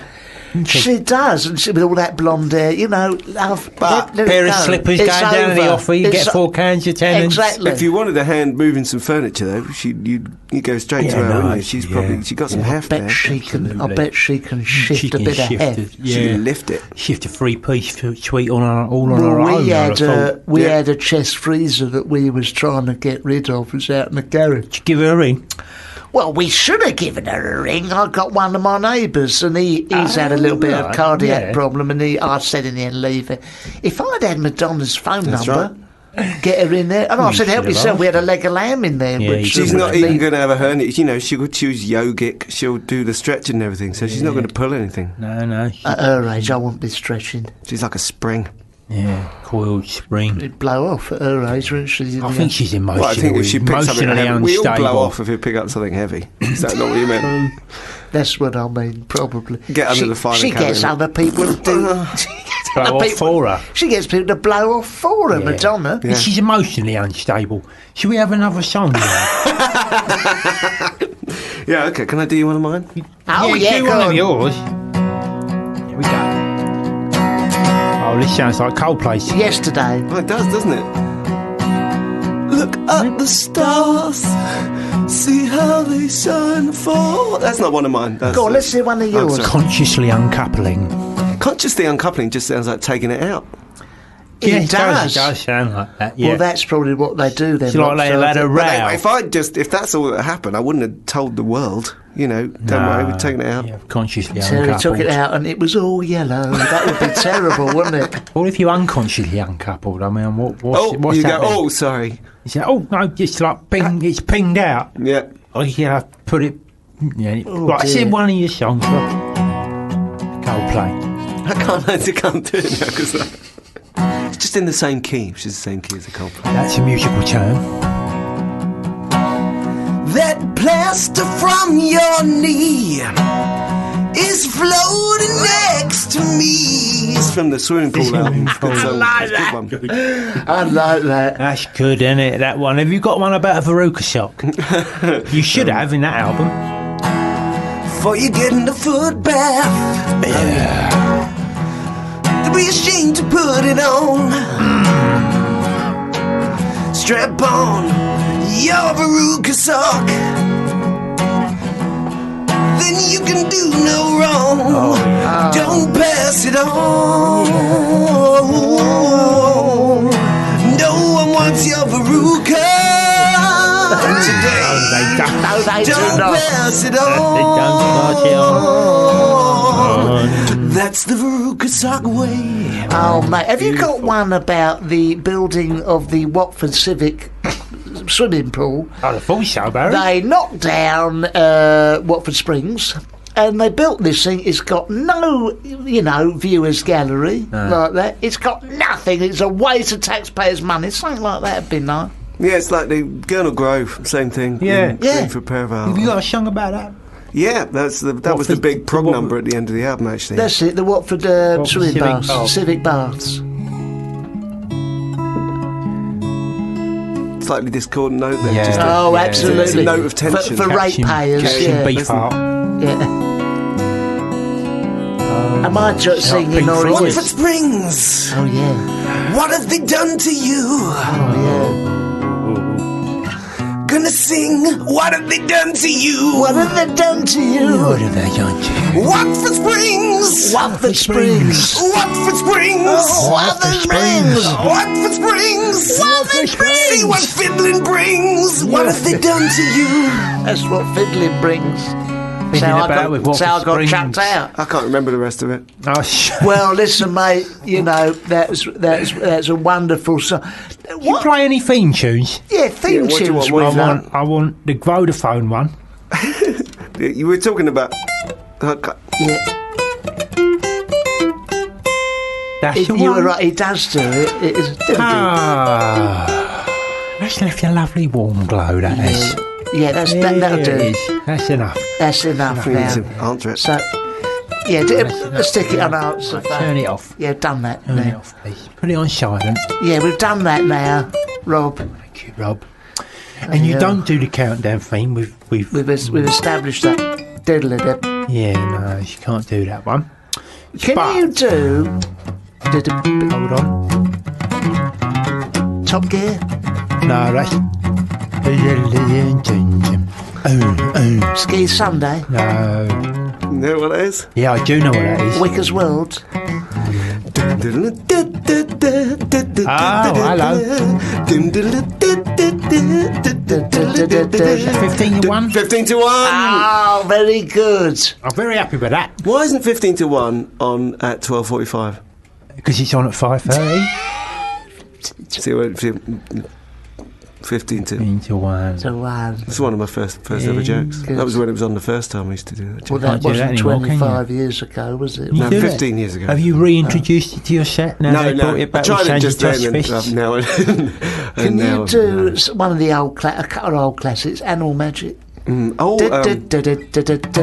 it's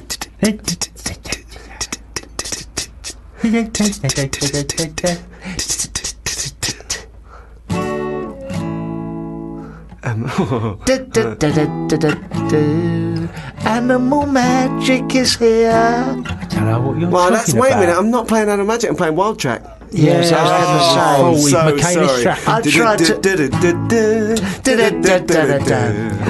Michaela Strachan with a load of birds. Here comes Michaela Strachan, she's let herself go. She hasn't, you know. Here comes her, now she's lovely. Now, do you know?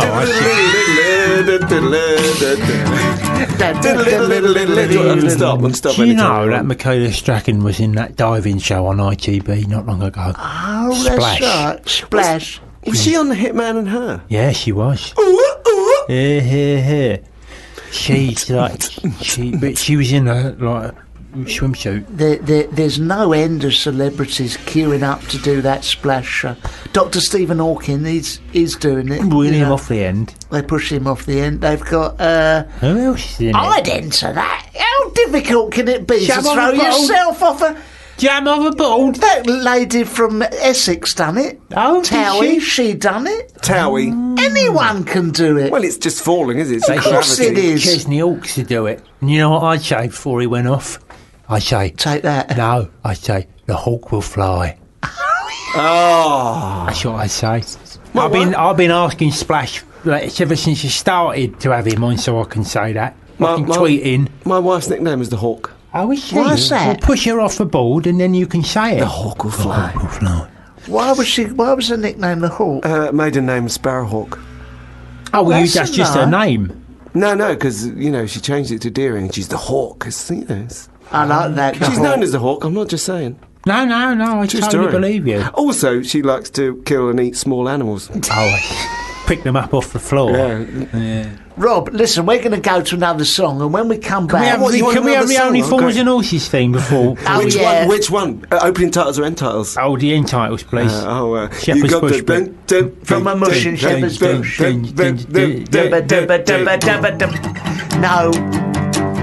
No money back, no guarantee. Black or white, rich or poor, we all come prices out. I think long live Bookie Street. God, did you know Yeah. it wasn't Nicholas Lyndhurst, just someone who sounded like him. It's Ronnie Hazelhurst. Well, it wasn't Ronnie Hayes. No, it was John Sullivan what sung that. Yeah, was it? Yeah. Sullivan was a genius. Great at snooker as well. He's Great at good snooker. both. Yeah. Listen, we're So going is to go. John Parrott, We're though. going to go to another song in case there's some young people who want to hear some more shit music. Okay. We'll come back. Very unlikely. We're going to finish with something fantastic from Rob. When we come back, Finish. yeah, it's doing that there you go. again. We're That'll probably do. best go to a. Oh, hello. Oh. What's this? Oh. Witch doctors. Oh, very nice. We'll give it 5 minutes. Rob, we'll be back with Rob Deering in a second. Bye-bye. Bye-bye. Don't leave us. What a strange record.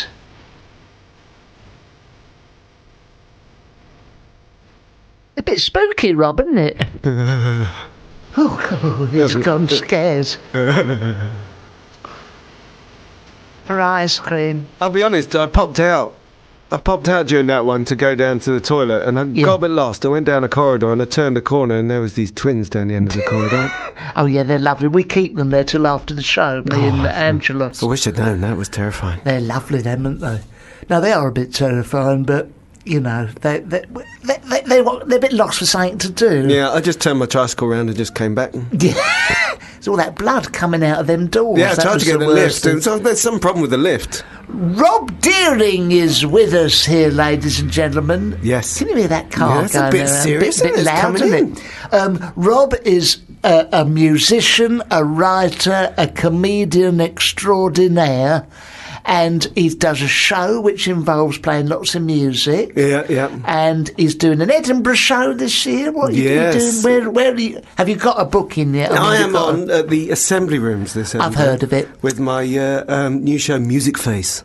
Music Face. What can we expect from Music Oh, Face? it's like my new album. You know, it's a bunch of new Deering songs. Brilliant. There's some quite exciting. There's some hits, I got to say. You're going to be there for the whole of the festival. Yeah, Assembly Rooms. I think it's 7:45. Music Face, and then Good beat time. this the game show. Tell me about the game show. That's going to be on in Edinburgh in the evening after your that's show. later on. It's a late show. It's all a bit. It's a late show. How do you find that? Do you get loads of comedians in there trying to be smarter than the other one? No, the comedians all come and play, and then the audience It's good tends to. fun. There's lots of shenanigans, but in a good way. Oh, It's quite barracky.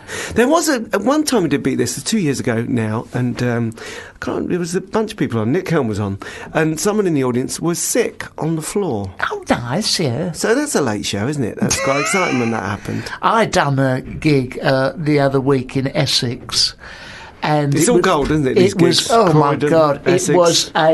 It was a tattoo and piercing convention because they're the only. But you people have a tattoo in Edinburgh.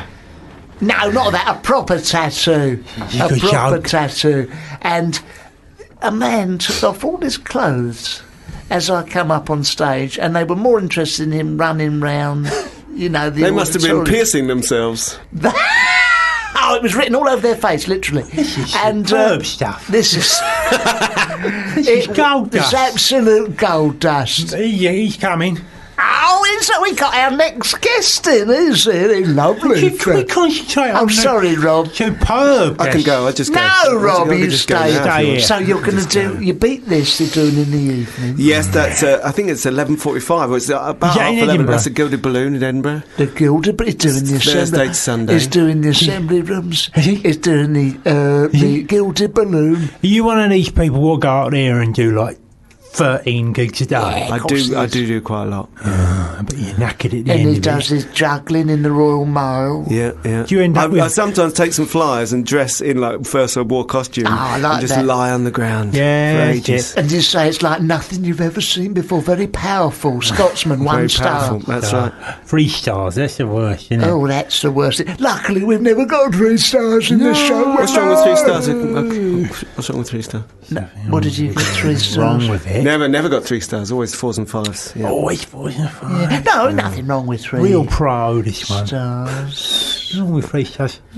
When you do all them gigs and you go out to Edinburgh and you're doing all them gigs, do you ever get that ME? Well, I don't know. Are you there this year? Hey? What? I'm not there. I'm not going up Then there. I won't get you, will I? Oh, I see. see. You know, He's- I mean, he's honestly, sharp, it's like isn't he? talking to Stan Boardman. I did a gig the other day. I was on after Bobby Davro. What was it like? What a Any big good? time. Do you know what he was like? Brilliant. Bobby Davro. Yeah. He was really Was it? Did he do, ooh, Rita, I'm in the cabin? Yeah, that's not Davro. Does he do that? That's Freddie Stark. Is it that Freddie Stark? It's Norman Collier, isn't it? Yeah. They've all had a go at it, haven't They've they? all had a go. We could repeat that. Yeah, do that. Get the guitar. Well, no, this is Norman Collier. What I love about Norman Collier is he did other stuff. When he finished doing the bit with the broken microphone, he'd do the bit with the car window. Yeah, that's right. Yeah, there's a real change of pace. Yeah, I like that. When the chicken needs to do a chicken as well. My mate was doing a gig with Norman Collier and Jimmy Cricket. I mean, this is like big time. And Norman sadly was on stage, and he sadly didn't really know what he was doing. Oh dear! And Jimmy Cricket was standing at the side of the stage, going, Norman, Norman, do the fish and chips. Norman, do the fish and chips. And he's looking across at him like blank. He said, do the fish and chips, Norman, do the fish and chips. And eventually he done the fish and chips. and the gig was saved. And he didn't do the fish and chips and have egg on his face. No, he done the fish and chips. Poor old Mark Baisley's come in the other room. He's thinking, geez, what have I let myself into? This is shit. Yeah, no. Did you want to finish with a song? We're going to finish with a song. It's Rob Deering. What's it going to be? What's it going to be? What can you get? One of yours, mate. One of yours, mate, definitely. Oh, I like this. Sell yourself. That's not one of mine. Oh, what was that one? I like that. The Cardigans. Morrissey's. Morrissey. Smiths. Yeah, yes. Yeah. No other good times for a change. See the look I've had. Make a good back. So please. Keep going ahead. It's like Freddie Starr again. Yeah. That's not one of yours, is it? No, sorry. One of mine. Okay, one of mine. That's better. We had that one earlier. Do you want one of my serious ones? Yeah, go on then. Yeah. This one's about drinking. It makes you happy, but it makes you want to fight. It makes you think you're the only one that's right. It makes you think you're the best there is, for no good reason at all. Drinking! Ladies and gentlemen, it's been wonderful. Wait. Oh. And so now I've started doing the serious songs, I've got to do the religion one as well. Okay, go on. It makes you happy, but it makes you want to fight. Makes you think you're the only one that's right. It makes you think you're the best there is, for no good reason at all. Religion! Similar to the drinking one. He finished on a very political note. It's Rob Deering. Controversial. It's absolutely wonderful. And Rob, thank you, and best of luck forever and ever. Forever. Bye-bye, Rob. Wasn't it lovely? Bye-bye. Stay with us. Bye-bye. This is called... Who is it? On a Ragger Tip. Oh, get out of Shit. it. Yeah, that's the end of it, Barry. That took us by surprise. That ends abruptly, didn't it? They should have thought about that. They should have thought about that. They had a proper ending. Yeah, they could have let that go on for a bit longer. Phase out. So I think 24 seconds is the industry standard fade out time. I would say so. It's something we've picked up since we've been doing this DJing lark. Yeah, I should notice on average songs take about 24 seconds. Yeah, I knew that. Or else they just end abruptly. Yeah, well, that one... We was talking, and then it ended abruptly. Caught us by surprise on the op. That's what they do, though. These raggers. Of course they do. This is from the Watford Observer. Oh yeah. This is amazing, right? Basically, Radlett and Aldenham, which is just outside Watford. Oh yeah, I know it. Have stopped doing their international, twin town thing with a town called La Tatale. Oh yeah, in France. Industrial heartland. Because of a lack of interest. Now, what an insult. What an insult to the very least, right, if you're going to stop twinning with someone, make something up. You know, like say, oh, sorry, the city what we was twinned with has been bombed and it's no longer there. It's been totally blown away by the Empire. Yeah, that's it. Don't just go, no one gives a shit. Welcome to La Fortelle. Yeah. We are responsible for some lovely open markets. Yeah, we have a wealth of culture. Don't care. We'd rather just stop doing it. Shit, no one really cares because, no one's ever heard of you. Like, if it was Paris, people might care, but because it's La Hotel, no one cares. No, they don't care sufficient. I'm insulted that people don't want to come to Watford to enjoy a variety of cheap drinking holes. Yeah, like booze place. Booze places. What's the name of that? They've got them off licences up there, haven't they? Just called booze. Booze. They could enjoy Beavers lap dancing in Market Street. Yeah. You could enjoy a French market that sells a variety of bedspreads, Watford FC towels. Yeah. Lampshades. Can someone please tell me what the point of twinning a blinking town with another town is, please? I think. Can someone find that out on the internet? Could you find that out? You please? find that on the internet. What is the bloody point of twinning a town with another town in France that no one's heard of and no one cares about? For God's sake. Out loud. But don't put the for God's sake in Google, because I don't know what that is. No, just simply put in Twin Towns and that should give the that should do information. I mean, why do they do it, Barry? I think it's to foster some sort of relationship with our European cousins. Is it? The sort of bonding that might have happened if the French had stuck with us with the bombing of Iraq, for example. You can send as many Lord Mayors back and forth across the channel. Yeah, with a salmon. With a salmon, yeah. This is us. Where were you, mate? Where were you? We were chucking a load of bombs on Iraq. Where were you? Oh, here is the mayor of La Fortelle with a lovely croissant hand-baked. And in return, here's the mayoress of Watford with 20 Lambert and Butler. You know, that's... And a bottle of Cinzana. Go on, get lost. Go on, get lost. How about that? That's what we're famous for. If you could be twinned with anyone, who would you be twinned with? I would say something like... America. Somewhere in America. New York City. The Big Apples. Watford, twinned with New York City. It's currently twinned with Beirut. Oh, is Watford, it? it's a similar sort of vibe there. Bombed out old. Yeah. You know, in the dust. Because you know that I'm from Neasden. I did know that. Who are you twinned with? Caracas. Is in Venezuela. Really? Is there some sort of cultural exchange? Yeah, I think it's something to do with beef. Is that right? Yeah, I think it's something to do with beef and drugs. There's a lot of drugs you get over there in Neasden. Poverty. And gang warfare. And just sort of general... Drive-by shootings. Yeah, and just general mucking about, you know. Yeah, well, it's important to foster a relationship with the outside world, isn't it? Yeah, I know. Lovely. Yeah. Well, look, coming up in a minute, we've got the one and only Mark Baisley from Fatal Attraction. He was the one that was mucking about with the Queen, wasn't he? The Queen? Yeah. Oh, yeah, that's right. Yeah. He was in The Queen. Yeah. Not literally, it's a film. We've been through that. We've been through that with hilarious results earlier on. Yeah. So let's make that crystal clear. The actor Mark Baisley has not been in The Queen. No. That would be a hanging offence. Yeah, treason. He has simply been in a film called The Queen. What was he doing in that film? We'll find out when he comes in shortly. Now, before looking forward to that, we got something called Tricky Disco. Oh, God. No, let's not play that. This is one for you, mate. Here. Let's not play that. Get that off. Let's play... let's play that. Here we are. Hold on it. Yeah, finally. Something decent. Pass the taxi. On the left-hand side. On the left-hand side. On the left-hand side. At last. On the left-hand side. Pass the dashi. Pass the dashi. Do you know why you can't pass it on the right-hand side? No, tell us. I don't know.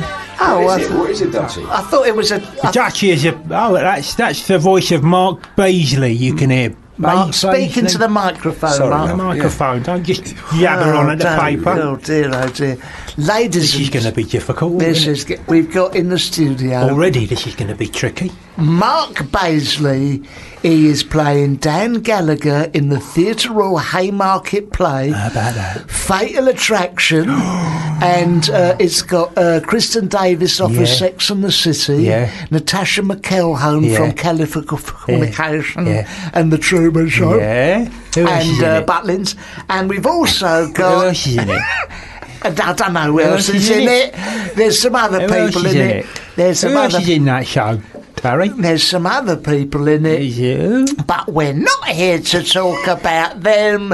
We're here to talk about Mark Baisley's... He's currently doodling on the front cover of the Metro. I wanted that. Oh, that's nice, isn't it? Thanks, mate. I've drawn a bull's horn. It's called Talking to the Microphone. A bull's horn. Dear, customised the lamp. Where did you get hold of this clown? Mark, please.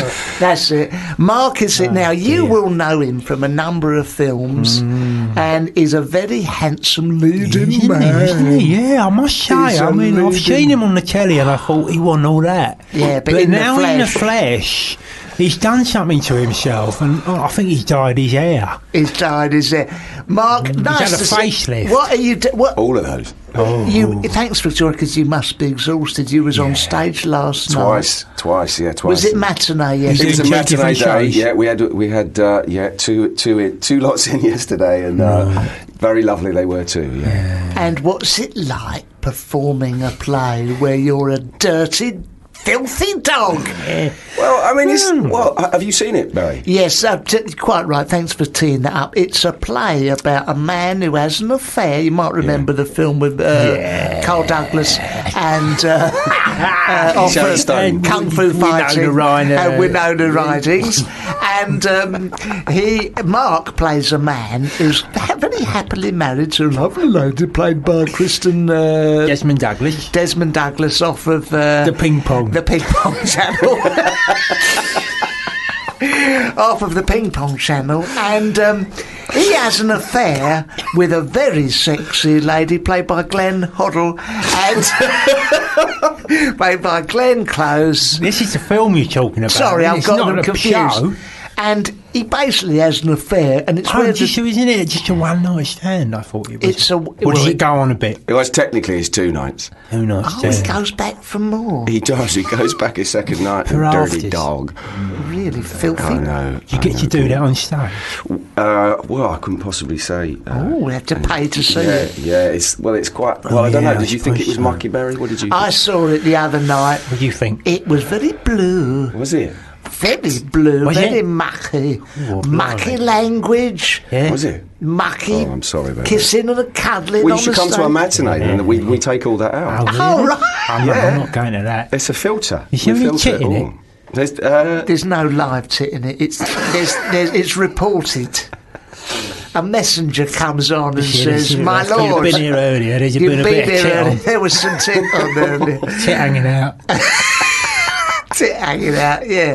So, Mark, let him speak. Yeah, what is the most appalling thing about the show that your character has to do?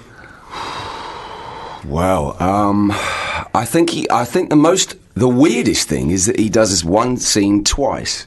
Oh, that's He says the same words, does the same actions twice. But it's all part of the show. It's like a magic trick, really, because you think, why is he doing that? Yeah. And then as the show carries on, you see, then it's all revealed. I've never done that before. That's quite a strange thing to have to do. So that was 4 times yesterday. 4 times. The same scene. I know. A Groundhog Day.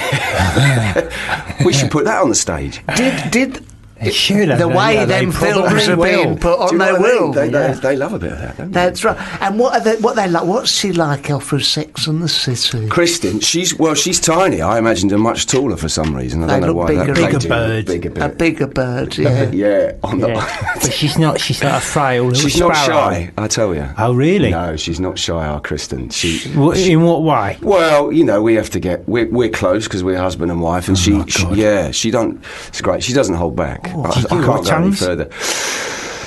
I couldn't say that. But I mean, I blush. Oh, lovely. Put it that way, yeah. But they can't go see downstairs. that. Does she live downstairs? No. Does she go downstairs? Does she go downstairs? I'll get a tickle, yeah. Oh, isn't that lovely? It's almost worth taking the job. Hold on a minute. I mean, I like her. She's nice. But what about the other one? Which one? There's three or four of them. Natasha Natasha McLaren. Steve McLaren's daughter. Steve McLaren's daughter. Steve McLaren's daughter. She always banging on about football. She's always going on about football. FC 20. Is she 20? No. FC 20. Oh yeah, he did used to. Yeah, he did used to. No, she doesn't go on about football.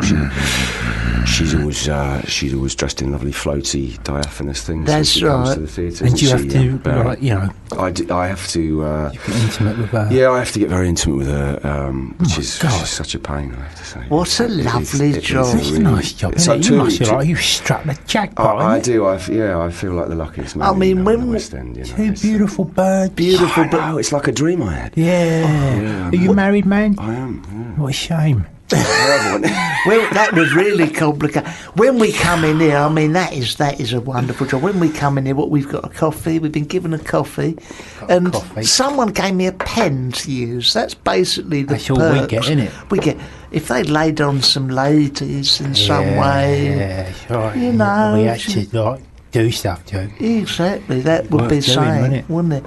Now, the audiences are enjoying the show, Mark, aren't they? Seemingly so, Barry, yeah. When I was there, they were all cheering, shouting, and that sort standing of thing. up. But you also get booed a little bit. I do get booed. It's very nice of you to point that out. It's like a pantomime, that's right. I think they live it, you see, because the character I play, he doesn't make the best decisions, and he is... Well, he's a philanderer. He's flawed. I mean, he's like all of us. He's like Odysseus. Yeah. I mean, I know. Just like Odysseus. That's who I based it on. I thought so. Yeah. I've never even seen it, but I thought he's going to base it on Odysseus. Or Zeus, or one of them. Yeah. One of that lot. Poseidon. Yeah, the Sea-Man. So you can't tell us what happens in the end, can you? But in the film, of course, Glenn Close jumps up. Can I ask a question, please? Yes. Having not seen it or be in it, like both of you are seen it and in it, like people know the film, don't they? Yes. Yeah, so they come along and they say, are they expecting certain things to happen? And when they do happen, are they like, oh, let's tick that off, that's happened. And I'm talking specifically about the boiling of the rabbit. Yeah, rabbit. Well, the rabbit, I think the rabbit happens, we can say. I think that's safely. Oh, there's things you can't say about. Well, you see, I think if you call it fatal attraction, you have to be... You'd be robbing people blind if you didn't give some of the things that happen in the show. But Nookie. There's Nookie and rabbits. Yeah, you see. So I mean, that's spring, isn't 2 out of 3.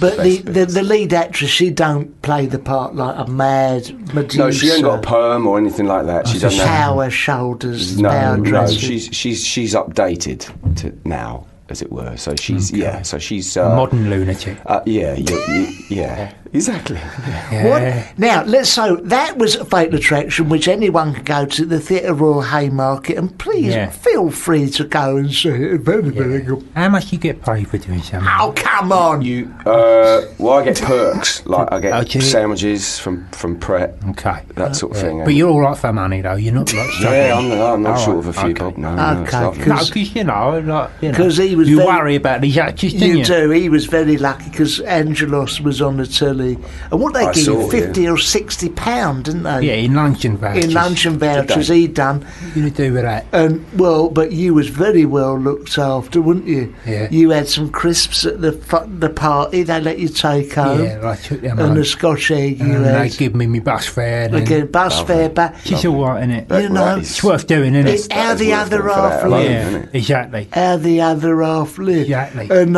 you had some wine. I had wine gums, Barry. Let's not go mad. They call it the rat party. Yeah. And what did you have? And they give you... They let biscuits. Biscuits. They get yourself some custard creams and sugar. Heroin. It's a different word than some heroin than that. And then I went home. And it's a different world. World. This, you'll know this, Angelos, because this fella, he's done the films and that. What is it? It's not quite on your level, but he done another film about the Queen, another one, The Damned United. Is it all with Michael Sheen? Seemingly so, yeah. Well, no, it's nepotism. The Bourne Ultimatum wasn't with Michael Whatever Sheen, the word is. Whatever that. Did you do the Bourne Ultimatum? I did, yeah. You did you? Yeah. So Sheen wasn't in that. But yeah, he was. He was in The Queen, you see. And then he was... Yeah, because he played Clough. Of course he did in Brian the But Damn what United. was you in the Bourne Ultimatum? Well, I was in... they said, we're going to give you this part. I said, fantastic. I thought, action movie, Paul Greengrass. Nice. So I thought, it's going to be guns. And he's lovely. I thought, this is going to be one for the grandchildren. And then I said, what's the part, Paul? He said, you're going to play the editor of The Guardian. Oh, said, yeah. Fantastic, lovely. And he said... Paddy Constantine. Paddy Constantine. Paddy Constantine. So I had to play Paddy Constantine's boss, which I thought, well, lovely. At least I get to work with Paddy Constantine, and then we filmed his stuff, and then most of it was cut, so I'm only in it for about 20 seconds. But then that happens. But, Is there someone you can turn to about that? Sort of write a letter to complain? Yeah, no, not really. I could have complained to Matt Damon, but I mean, I thought he don't know. That'd fallen on deaf ears. He didn't give a shit, that one. And what did you play in the Damn United? I played Austin Mitchell, who used to run, and he did a very famous interview with Don Revie, who was the manager of the Leeds at the time, and Brian Clough.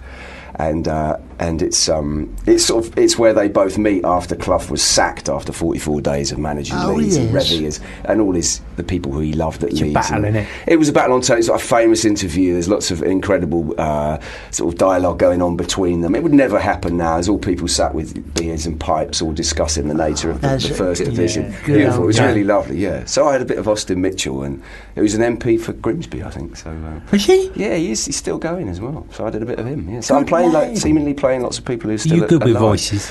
I can not do an accent. He does an accent in the Fatal Attraction one. He does an American. Is he? He does a lot. This fella. Right, let's hear it. That's on the spot. That's not fair. Do you Frank Spencer? What about you, Frank Bruno? No, I can't do any of that. I know I can't do. Can't you, Frank Bruno? Angelos, do your Eubanks. Oh yeah. Okay, here we go. Right, here we go. First and foremost, I'm a boxer. Boxing. He's brilliant. Boxing. That's it. He can say boxing. Boxing. He can say boxing. You do your Nigel Benn. Okay. Hold on. Good. Boxing. I've done the boxing. That's perfect, Barry. Yeah, that's perfect. Heavyweights. Like the pair of. It's like going back to '95 again. Yeah. The cat done a whoopsie on the carpet and that, you know. So you've played Alistair Campbell twice, yes. Oh, he's a sod, isn't he? He's a big lad. Is he? Oh, have you met him? I walked past him. He was running around Gospel Oak. Oh, was he? He's about 6'9". 6'9". He he used to play basketball, I think, or something like that. Did you speak to him? We nodded. He nodded like that. And did he know? He's got like one of those nods. Do you know? You look a bit. You could pass as him a little bit. Well, he has passed for him twice. No, that's what I mean. Barry. I mean, that's why I got cast. Oh, I see what you mean. I was thinking that because you were playing Austin Mitchell. Yeah. Angela could pass as an Austin Metro. Yeah, it's exactly. Or a mechanic for an Austin Metro.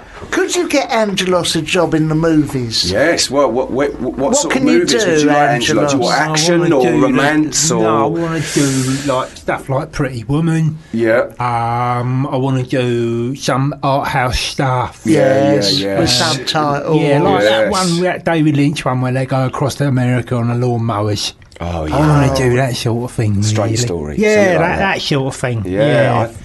I think you just have to audition. I think that'd be fantastic. How would you do that? You write in to the man. You write in. You say you're a big fan or something like that, and say you've got a radio station. And that, on the internet. People love you, and then that I'm sure they'll go from there. Yeah. Okay, thanks for your advice.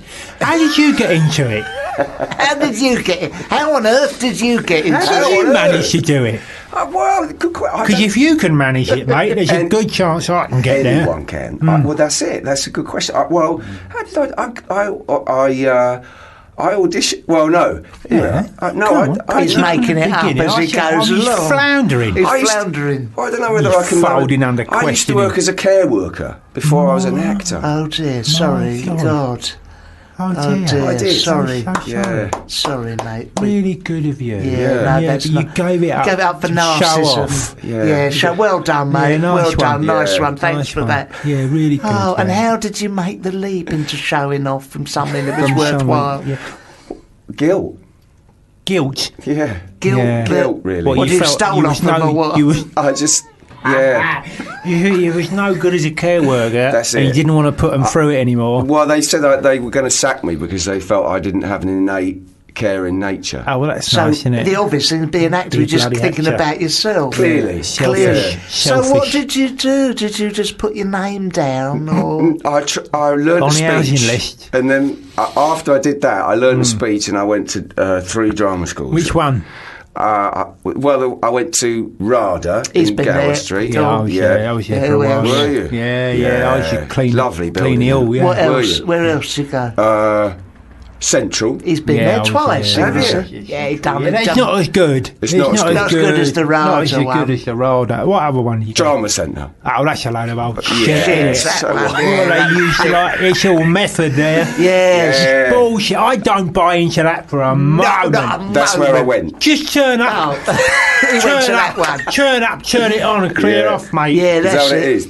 Yeah. Yeah. And anyone will tell anyone that's any good at it Yeah. will tell you that. Yeah, exactly. So And- you was there, was you? Drama was there, Centre. yeah, so I got in you there. didn't go to the RADA. No, I didn't go to Oh, RADA. no, that was your first mistake, Yeah, mate. it was. really. Well, I should have. Did you yeah, try to clearly. go to the RADA? Yeah. And they wouldn't have you. No, they did. They took me, but I said no. I wanted to go to the other one. God. God, that was a Do you know blow. you would That have was a worked a blow. lot more no, if you, what a mistake if you that had was. gone to the RADA. Radas. Yeah. They do. All the greats have been there. Yeah. Don Estelle, Yeah. That's right. Yeah. Pollard done it. Pollard done it. She Maddox. done the Radas. Oh, yeah. She- Jeffrey Holland off of IDI. Yeah. Lassie. Yeah. Kevin Keegan was there for a Bolam. while. Bolam. Yeah, that's right.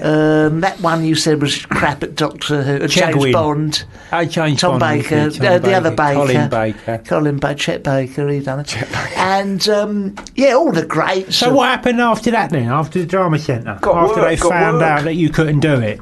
Got work. I got hired, as they say. Yeah, What I was got- you in? In what? In what? In theatre. I started off in Glasgow at the Sits for about 3 years. Did you do the Cherry Orchard? No, I did something called The Soldiers. It was Oh, a play yeah, about The soldiers. Right, you've Right. done that, and you've Yeah. done all the worthy stuff. Yeah. When did you start when- making some money? Yeah.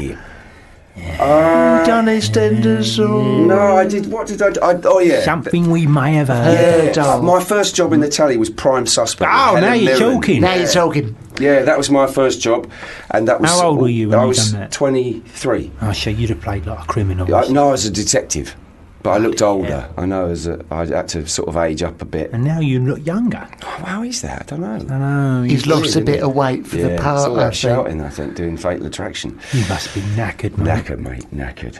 And have you ever done anything on the telly that you're completely ashamed Oh, of? that's a good You question. know, and you go, when it comes out, you go, geez, why did I do that? You know? Because you've done I a lot done of that. You've done a lot that of that. thing with Olivia Lee. What was that thing called? yeah. Endurance I or don't know, mate. Equation or something with a Yeah. knee at the start. And I was on with, remember James Harris who become a woman? The antique dealer. The antique dealer was on Wogan. With the curly hair and the curly, and he become a woman. Remember him? I do know I was him. on with him, and I'll tell you what, it was beneath me. Yeah, was it? Beneath me. I'm so sorry that you agreed to do it for money. Well, I got a little bit of money, and McGuinness was in it and all. Oh, well, that's Olivia Lee worth McGuinness doing, isn't is it? worth Yeah. doing it. Not Martin not I'm gonna Martin say, McGuinness. yeah. No. I come on, Martin McGuinness come on, shot over some coffins with a rifle, and I thought, this is beneath wrong, me. innit? What am I doing in this show, and how did it get commissioned? Balaclava on. It was Martin McGuinness in it. This Jerry James Adams. Harris. Jerry Adams was turning the cards over. He went, higher, Lord, higher. Is that to use someone else's voice? Yeah. Yeah, using someone else's voice. You couldn't hear him. Frank Bruno's. Bruno's was on it. He was the Dolly dealer, the dollies who were so appealing.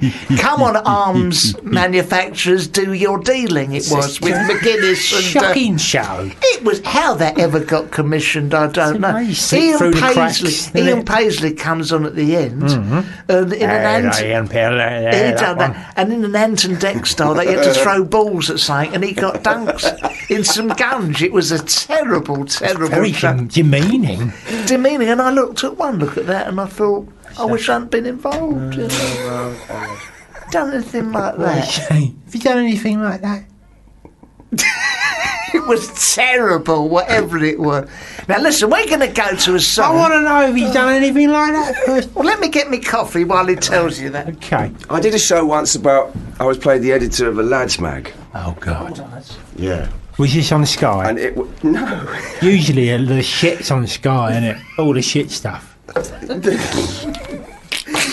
Yeah, what was it called? I can't tell you. And it was editor of a lads mag. Yeah, won't tell us what it is. No, but I was proud of it after it had come out, but at the time I thought, this is dead dodgy because it was all about my daughter. Yes, my daughter, my daughter, the girl that played my daughter, and she decided that she wanted to get a breast augmentation, and it was all about. And I was with all these young girls, and I thought, this just isn't right. This has got a funny feeling about it. I don't know where they're going to take this. And of course, I saw it, and it was awful. Yeah, it's worse. But he's not going to let us know what it was.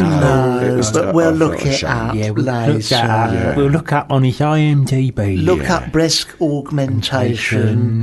Dodgy show. Mark Beasley. Okay. And I also done Big Brother's Big Mouth once. Oh, I done that with and I was on with James Corden and. How much and they Hall. pay you for that? Not very much. They paid me $1,000.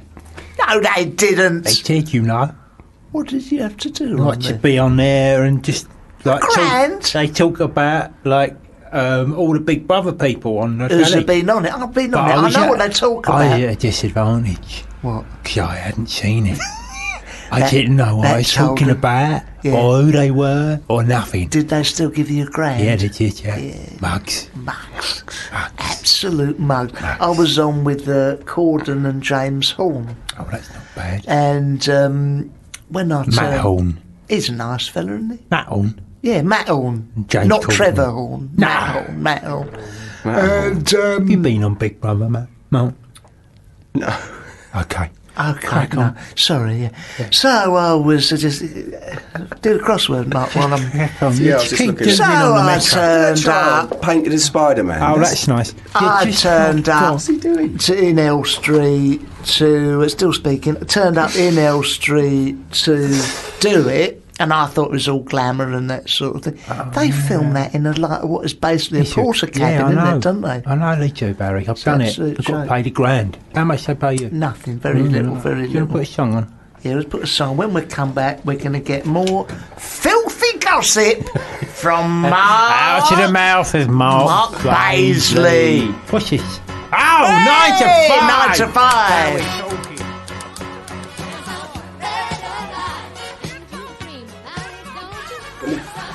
9 to 5, working 9 to 5, which is something as an actor you don't have to do. You don't have to do anything. No.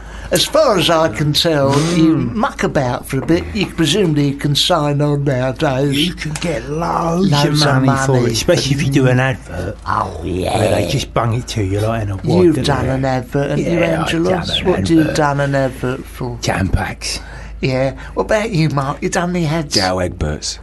Oh, Where's the coffee? Quality. And Sega World. And I've done... What have you done? Nothing. But the thing is, for any young people who are listening, I think the time has come a little mucking about as to talk about how to become an actor.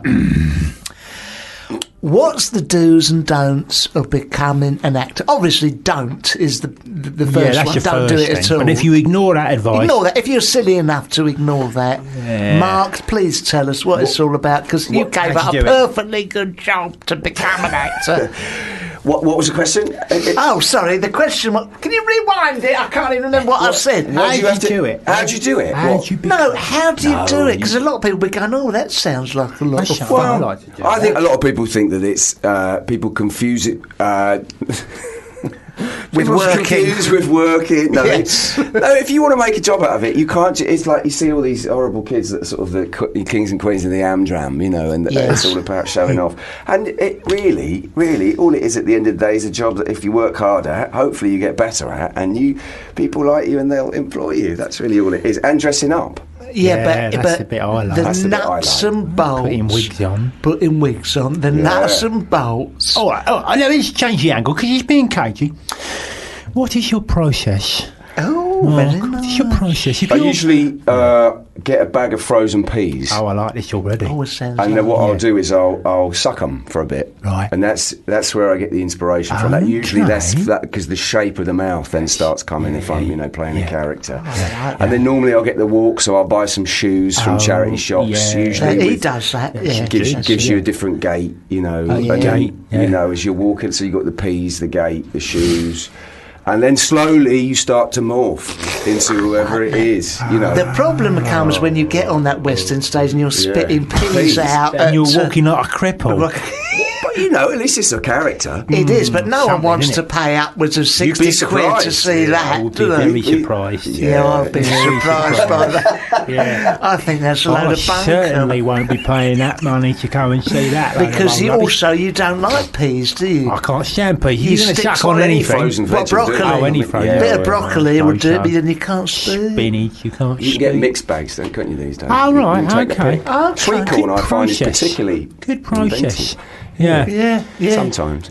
And the thing about a play, like, when you do television, right, and they give you, like, the character, they say, he's this old, he's like this, and he's like that, blah, blah, blah, and he's married to them, and you go, right, easy, off you go.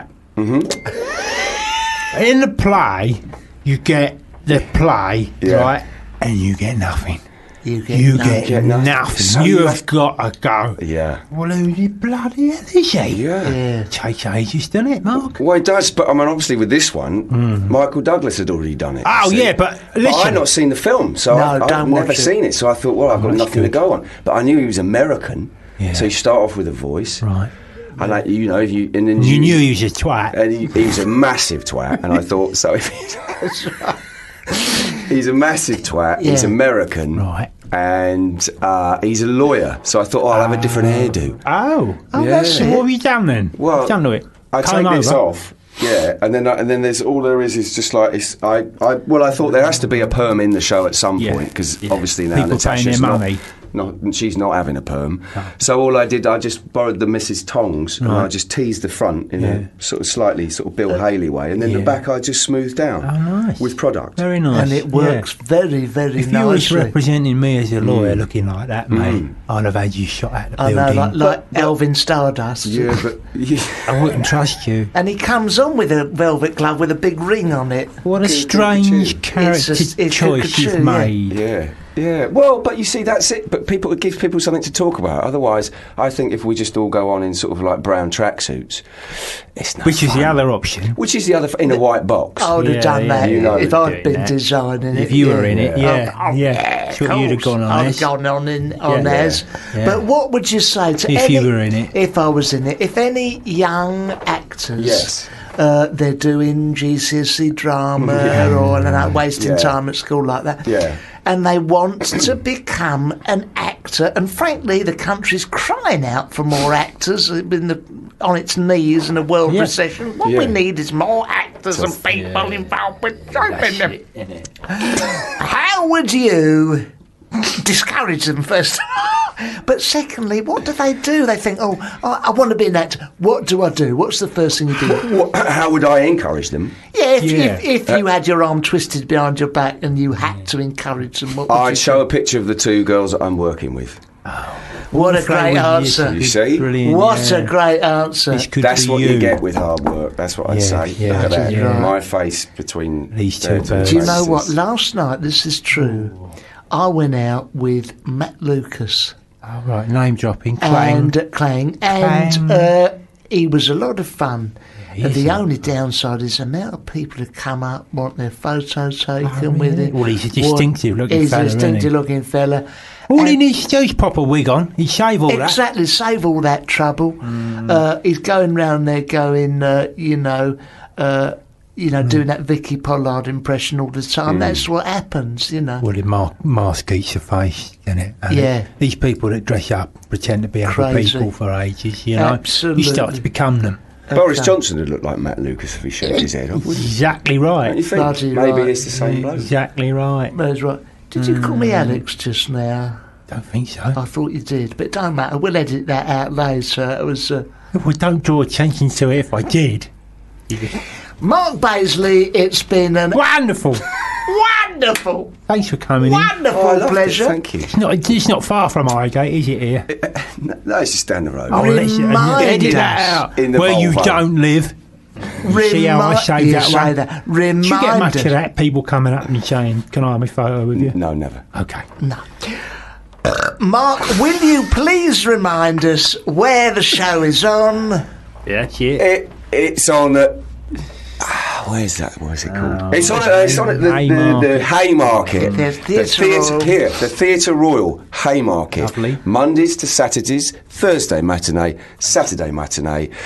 Who else is in it? Jane Howe from Howard's Way. Is she? Yeah. The lady from the ping pong channel. And I think there's a man in one of the supernumeraries he was in, Rise to Candleford. Oh, Rise to Candleford. All your bases. Everything is covered. Ladies and gentlemen, it's been an absolute pleasure. He's your friend of mine. He's Mark Baisley, and if you want to come and see the show, please do, because he's ever so good. Oh, what's this? Blah, blah, blah. Blah. This is tricky. Oh dear, it stinks.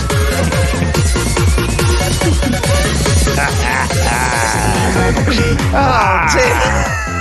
Oh my God. Stinks who I ever know.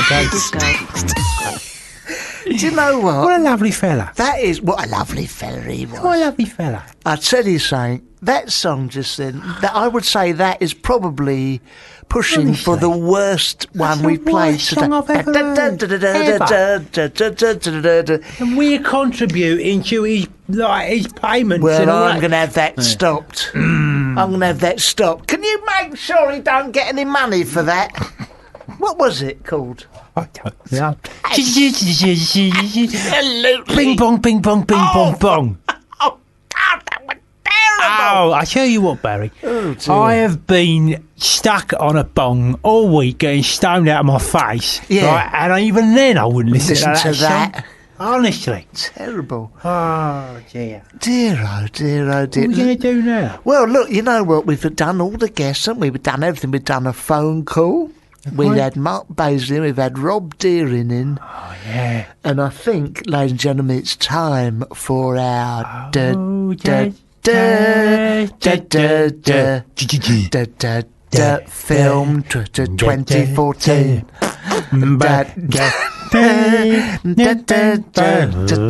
Time for film 2014.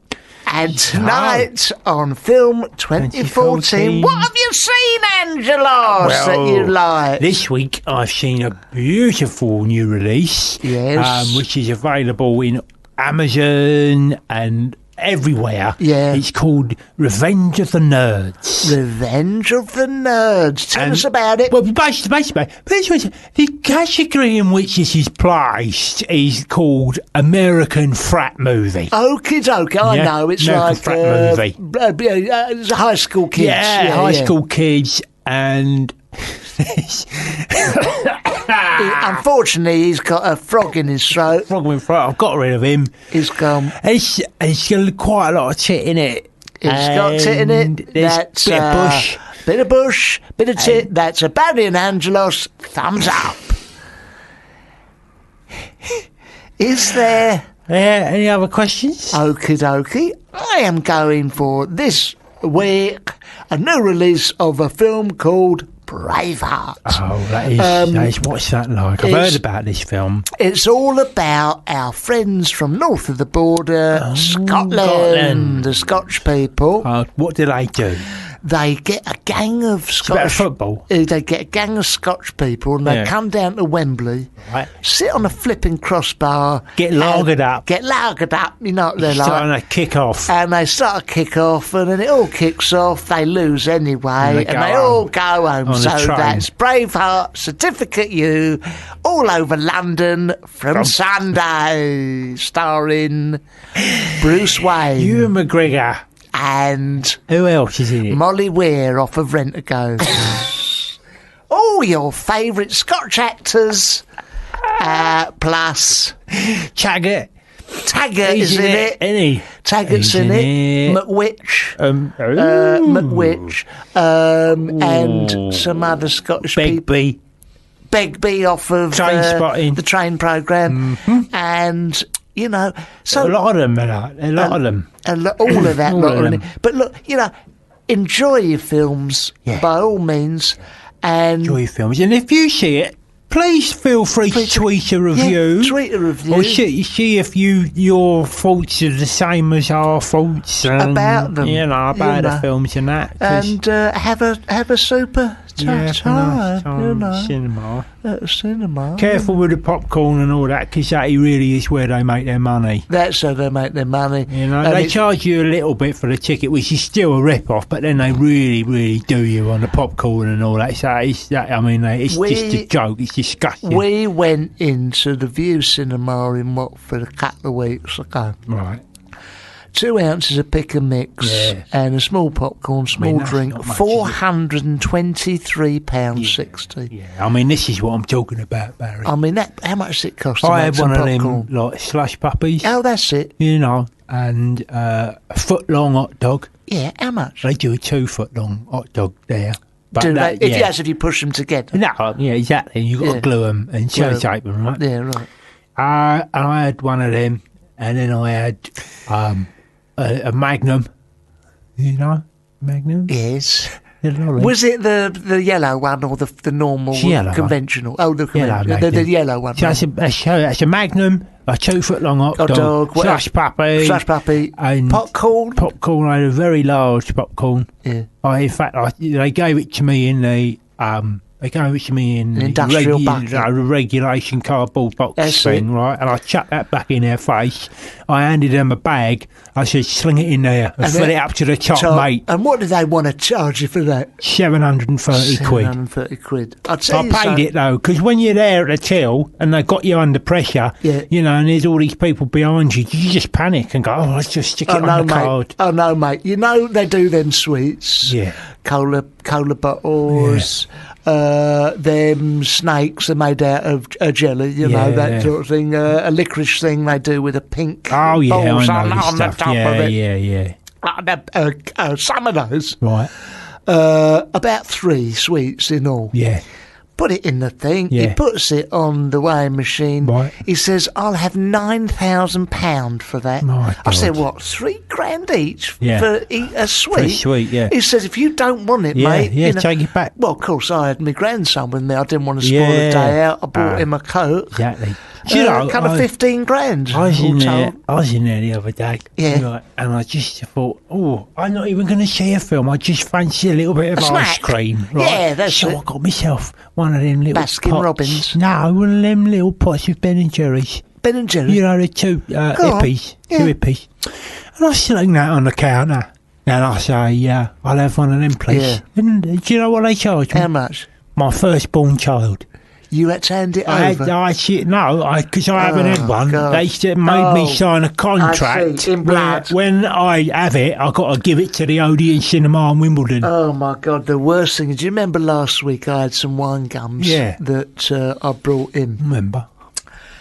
I went in, I picked those up from the Warner Brothers one in Leicester Square. I was just walking through. I thought, I'm some sweets. On the way in there, sort of thing, you know.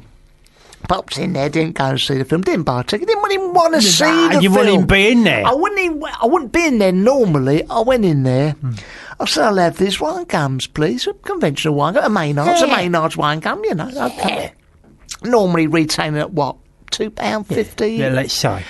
Anyway, what happens is they demanded one of my kidneys there and then over the counter. Yeah, right. And they will do this. They will do this. This is what they will do, you see. Well, look. Did you have to get it out there and then? Well, a man come there, he was ripping the tickets out, and what he sticks the tickets on a spike, he's stuck. I don't know if it's near my kidneys, but he demanded my kidneys. Yeah. Look, I've been told in my ear we're going to have to wrap up what now. A shame. It's a real shame. I've got to get to my dialysis now. Yeah, I know. Anyway, I was going to say exactly. That's your wired appointment up there. Yeah, but we're going to say goodbye now. Okay. And Angelos, you've got any special word for the listeners before we go? No. Well, in that case, we'll say goodbye. Until next week, we love each and every one of you. Except this. This is awful to finish with. Already, it's a load of old shit. I'm going to have a word with the government about this. Oh, I know this one. Yeah, but it doesn't make any better. It's someone called Tinny Temp. Tinny Temp.